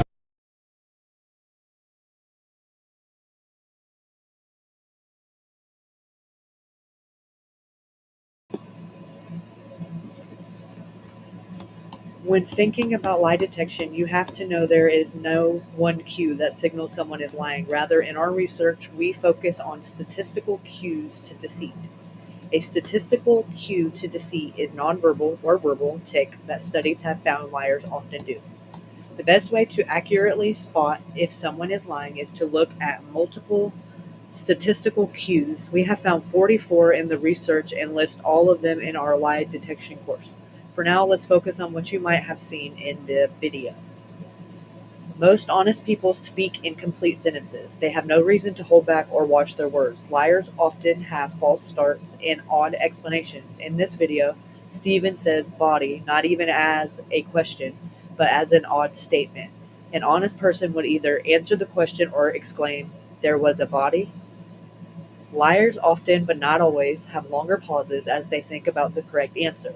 Versus the truthful answer, he has an extra long pause. An honest person would know right away. "No, I didn't see the body." Did you notice his odd head shaking? Sometimes in the yes motion, sometimes in the no motion. He has trouble shaking his head. No, because he did see the body and then shook his head yes at first. But here's the most interesting part. Later on in the footage, the interviewer says that a dead body was found at the exact location where McDaniel hid Giddens' body. Here you can see the exact moment where McDaniel's face turns pale white. This is the moment where he realizes that he's been caught in his own web of lies. This is the moment he realizes he's in trouble. Warning, detecting lies is a powerful skill to have, almost like a mind-reading superpower. It can have deep consequences, especially if you don't learn how to use the skill properly. Expert lie detectors will consider the consequences of their actions before they call out someone on a lie. Here's the second part of the footage where the interviewer reveals that the body has been found. What about in the parking lot area? I know they've been doing a lot of, I think that's where they have recovered the body or whatever they recovered from there. Body? Had you seen anything there? Had you seen anything there? I mean, we don't know if this is the same person. You know what I mean? Like, they took out a body there earlier. We don't know if it's the same person or not. So that's how we're trying to ask people if they know who lived there. Are you okay, sir? I think I need to sit down. Okay. I don't know anyone that would want to hurt her. She was as nice a person as there is.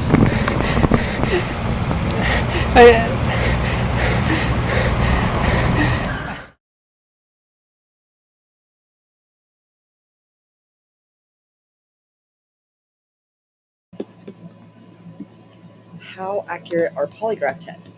Let's get one thing straight. While polygraph tests are still used in various investigative settings, their scientific credibility is often a subject of, well, let's call it spirited debate. The polygraph measures psychological or physiological responses: heart rate, blood pressure, respiratory rate, galvanic skin response, sweating in layman's terms. The underlying assumption: when you lie, you get nervous, and these metrics go haywire. Sounds logical, right? Well, here's the kicker. The scientific community is divided. While some argue that the physiological markers are reliable indicators of stress and therefore deception, others point out a glaring flaw. These markers can skyrocket for a whole bunch of reasons that have nothing to do with lying. Nervous about public speaking, your polygraph would probably make you look like a criminal mastermind. Similarly, seasoned liars, sociopaths, or those trained in countermeasures could sail through a polygraph test with flying colors, and while feeding you a heap of falsehoods. Here's what the American Physiological Association has to say about it. Most physiologists agree that there is little evidence that polygraph tests can accurately detect lies. And yes, They're still widely used by law enforcement agencies and even some private employers. Why? Well, they may not be 100% accurate, but they still serve as power, psychological, many tool. Many people believe they work, and that belief alone can make subjects more eager to tell the truth. How to spot lies through online messaging, emails, and text. Online conversations, be it text, email, or even direct messages, are often landscapes where lies bloom. Where you can't see a nose twitch or catch a fleeting micro-expression, written words have their own subtleties they have their own cues as well. First, let's talk about vagueness. Ever get a message that's as clear as mud? A lack of detail can be a sign. Look for generalities like sometime, maybe, or we'll see. Second, timing is another indicator. Notice if there's a pause longer than usual before receiving an answer. While this isn't foolproof, we're all guilty of leaving a text hanging now and then. A significant delay might mean the other person is concocting a lie, carefully selecting words, or dare we say, consulting the web for a plausible story. You might even be able to spot a liar nervously deleting their messages if their messaging app has real-time text on. Third, don't overlook the tone. We all have a digital voice, a unique way of expressing ourselves through text. Any drastic shift in this digital voice, a sudden formality, an overuse of punctuation, or bombardment of emojis, or lack of emojis, is, if they're a heavy emoji user, can be a sign that something's off. Lastly, you've heard tone policing in spoken conversations, right? The same goes for text. Look for words of phrases that try to deflect blame or seem overly defensive. Phrases like, why would you even think that? Can serve as a digital smokescreen. Watch out for these other phrases. Who told you that? I can't believe you're accusing me. Where's this coming from? You're making things up. Are you serious right now? Do you even trust me? You're overreacting. Why are you always so suspicious? I don't have to explain myself to you. You're being paranoid. Some of these statements can even be a form of gaslighting. In the realm of pixels and typos, the truth is often sandwiched between the lines. Is facial flushing a sign of lying or just nervousness? When someone's cheeks start looking like they just finished a 5K, it's an automatic response. That means it's involuntary. Could be caused by a lie, but sure, it could also be caused by a dozen of other things, like being put on the spot or feeling attracted to someone. Hey, we've all been there. But let's get scientific. When we lie, the body sometimes releases adrenaline, the famed fight or flight hormone. This can dilate blood vessels and lead to facial flushing. Essentially, a flush could indicate a heightened emotional state, but here's the rub. Not all heightened emotional states are due to lying. If you're trying to determine if someone is lying based on their facial flush, consider the context. Were they just accused of something? Are they being questioned in a confrontational manner? Are they discussing a sensitive topic that might naturally lead to a flush? Now, if the person is calm and collected and their face suddenly flushes when they make a specific statement, well, you might have a red, pun intended, flag on your hands. Words and phrases commonly used by deceivers. First off, let's get one thing straight. Usually a specific word or phrase doesn't automatically slap a liar label on someone. Language is nuance, but a shift towards certain phrases might signal deceit. The telltale signs. To be honest, honestly, truthfully, ironically, these qualifiers can be red flags. People who are being honest don't usually need to label their statements as such. Excessive details. While you ask where they were last night, they might give you a minute-by-minute breakdown. Over explanation can be a ruse to make the lie seem more believable. Vagueness. On the flip side, being too vague can also be a sign. I was out, it's complicated, or I don't remember exactly. Might be dodging the truth. Third person pronouns. Liars often distance themselves from their lies, opting for third person pronouns like he, she, or they rather than I. Passive voice. Their document was misplaced rather than I misplaced the document. Using passive voice takes the focus off the doer of the action. Real life example, corporate and political scandals. Ever read a corporate or policy apology that made your eyes roll? Take the classic case of corporate and political statements after a scandal. The passive voice runs rampant. Mistakes were made, standards were not upheld, yada yada yada. Responsibility nowhere in sight. So next time you're sniffing around the lies, listen to the language. The words themselves might not prove deception, but they can certainly raise some brows. While detecting deception is never easy, quality training can improve a person's ability to detect lies. The fact is, many people without any prior training think they can detect lies. However, what they think doesn't matter. The proof is in the numbers. Most people are terrible at detecting lies because they still believe in the old lying myths, because they watch what they see on television and think catching lies is easy. But here's the interesting part. Spotting lies can be easy, much easier than you think.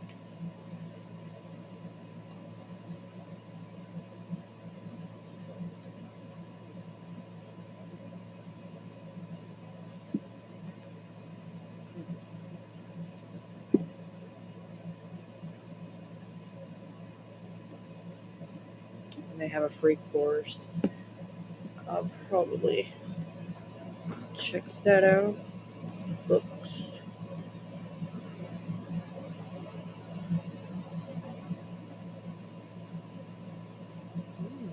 That's pretty neat.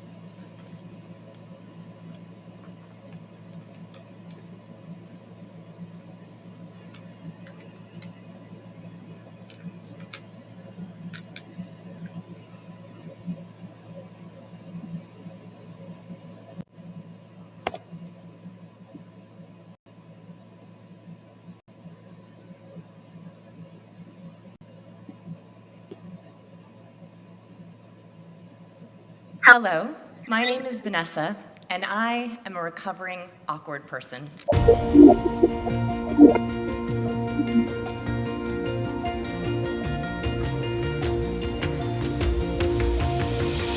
Vanessa Van Edwards is the lead behavior investigator at the research lab Science of People. We are here for you.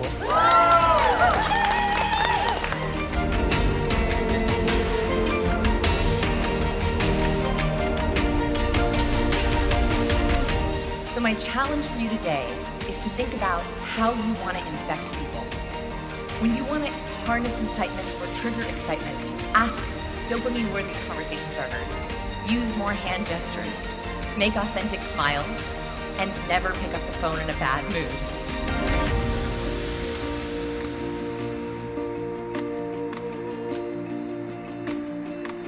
I always wondered, is there a way to study human behavior? Are there formulas for charisma or blueprints for personality? And so I started a lab to figure out if we could crack the code from a science perspective.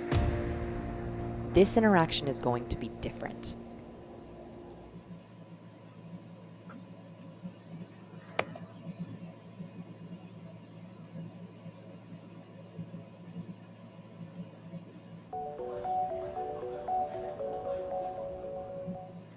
How would you feel if you knew how to get your next major goal done while valuing people along the way?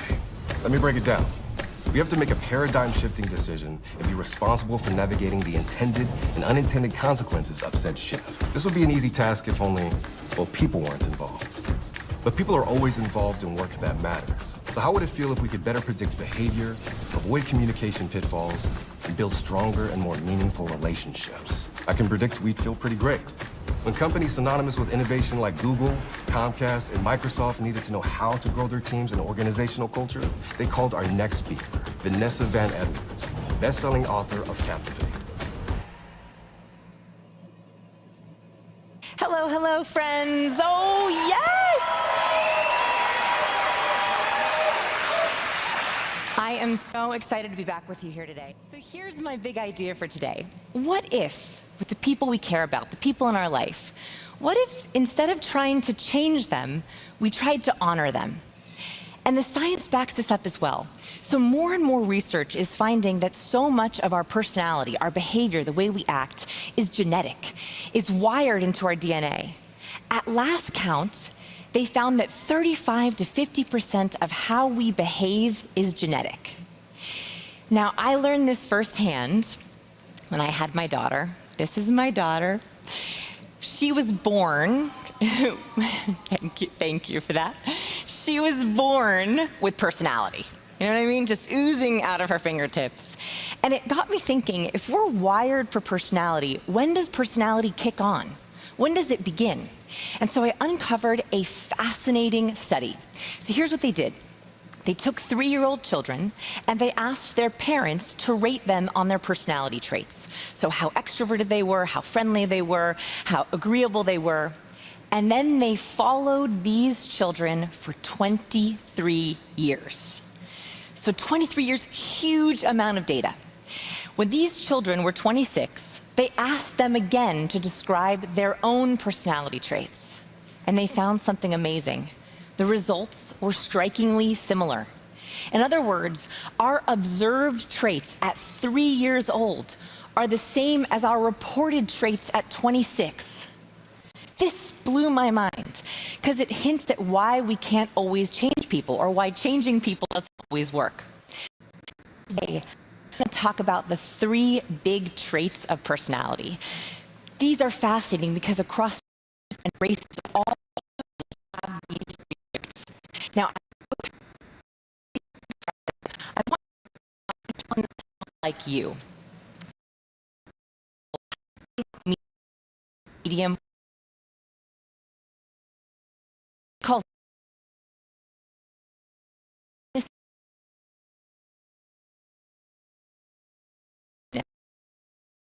Oh yeah, that's me. High open folks are inventive. They're explorers. They love new ideas and adventure. They seek out new in everything they do. My low open folks, so you're the opposite. You're preservers. You love ritual and habit and routine. You thrive in predictability. What's interesting about openness, there's one really quick way to decide someone's openness. If you're not sure how open someone is, ask them, what do you want for lunch? A high open person will say, oh, I want to try that new place down the street, or I'm dying to try somewhere new, or let's try a new cuisine. A low open person will say the opposite. They'll say, I want to go to the same restaurant, I want to have the same thing I order every time, I want to sit in the same chair, and ideally I want the same server because they know what I like. Right? Does that sound kind of familiar? The reason why these are different is not actually a choice, it's actually how we're wired. So what researchers have found is that high open people produce more dopamine. So dopamine, very simplified for our purposes, is the chemical that gets us excited. It makes us feel rewarded, it makes us feel pleasure.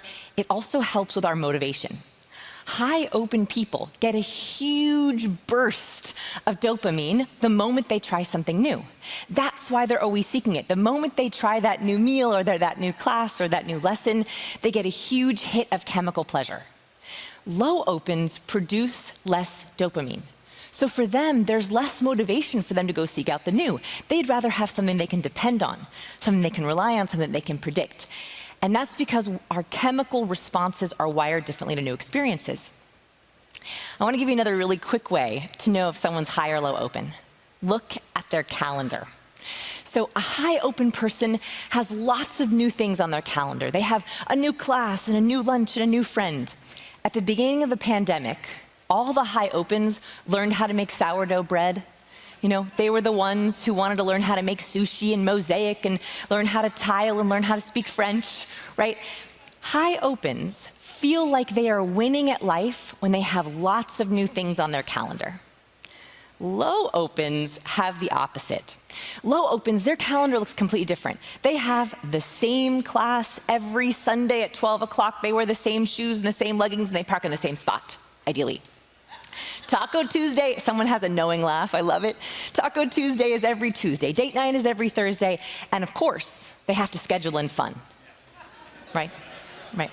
Low opens always schedule their fun because it's more fun if they can predict it.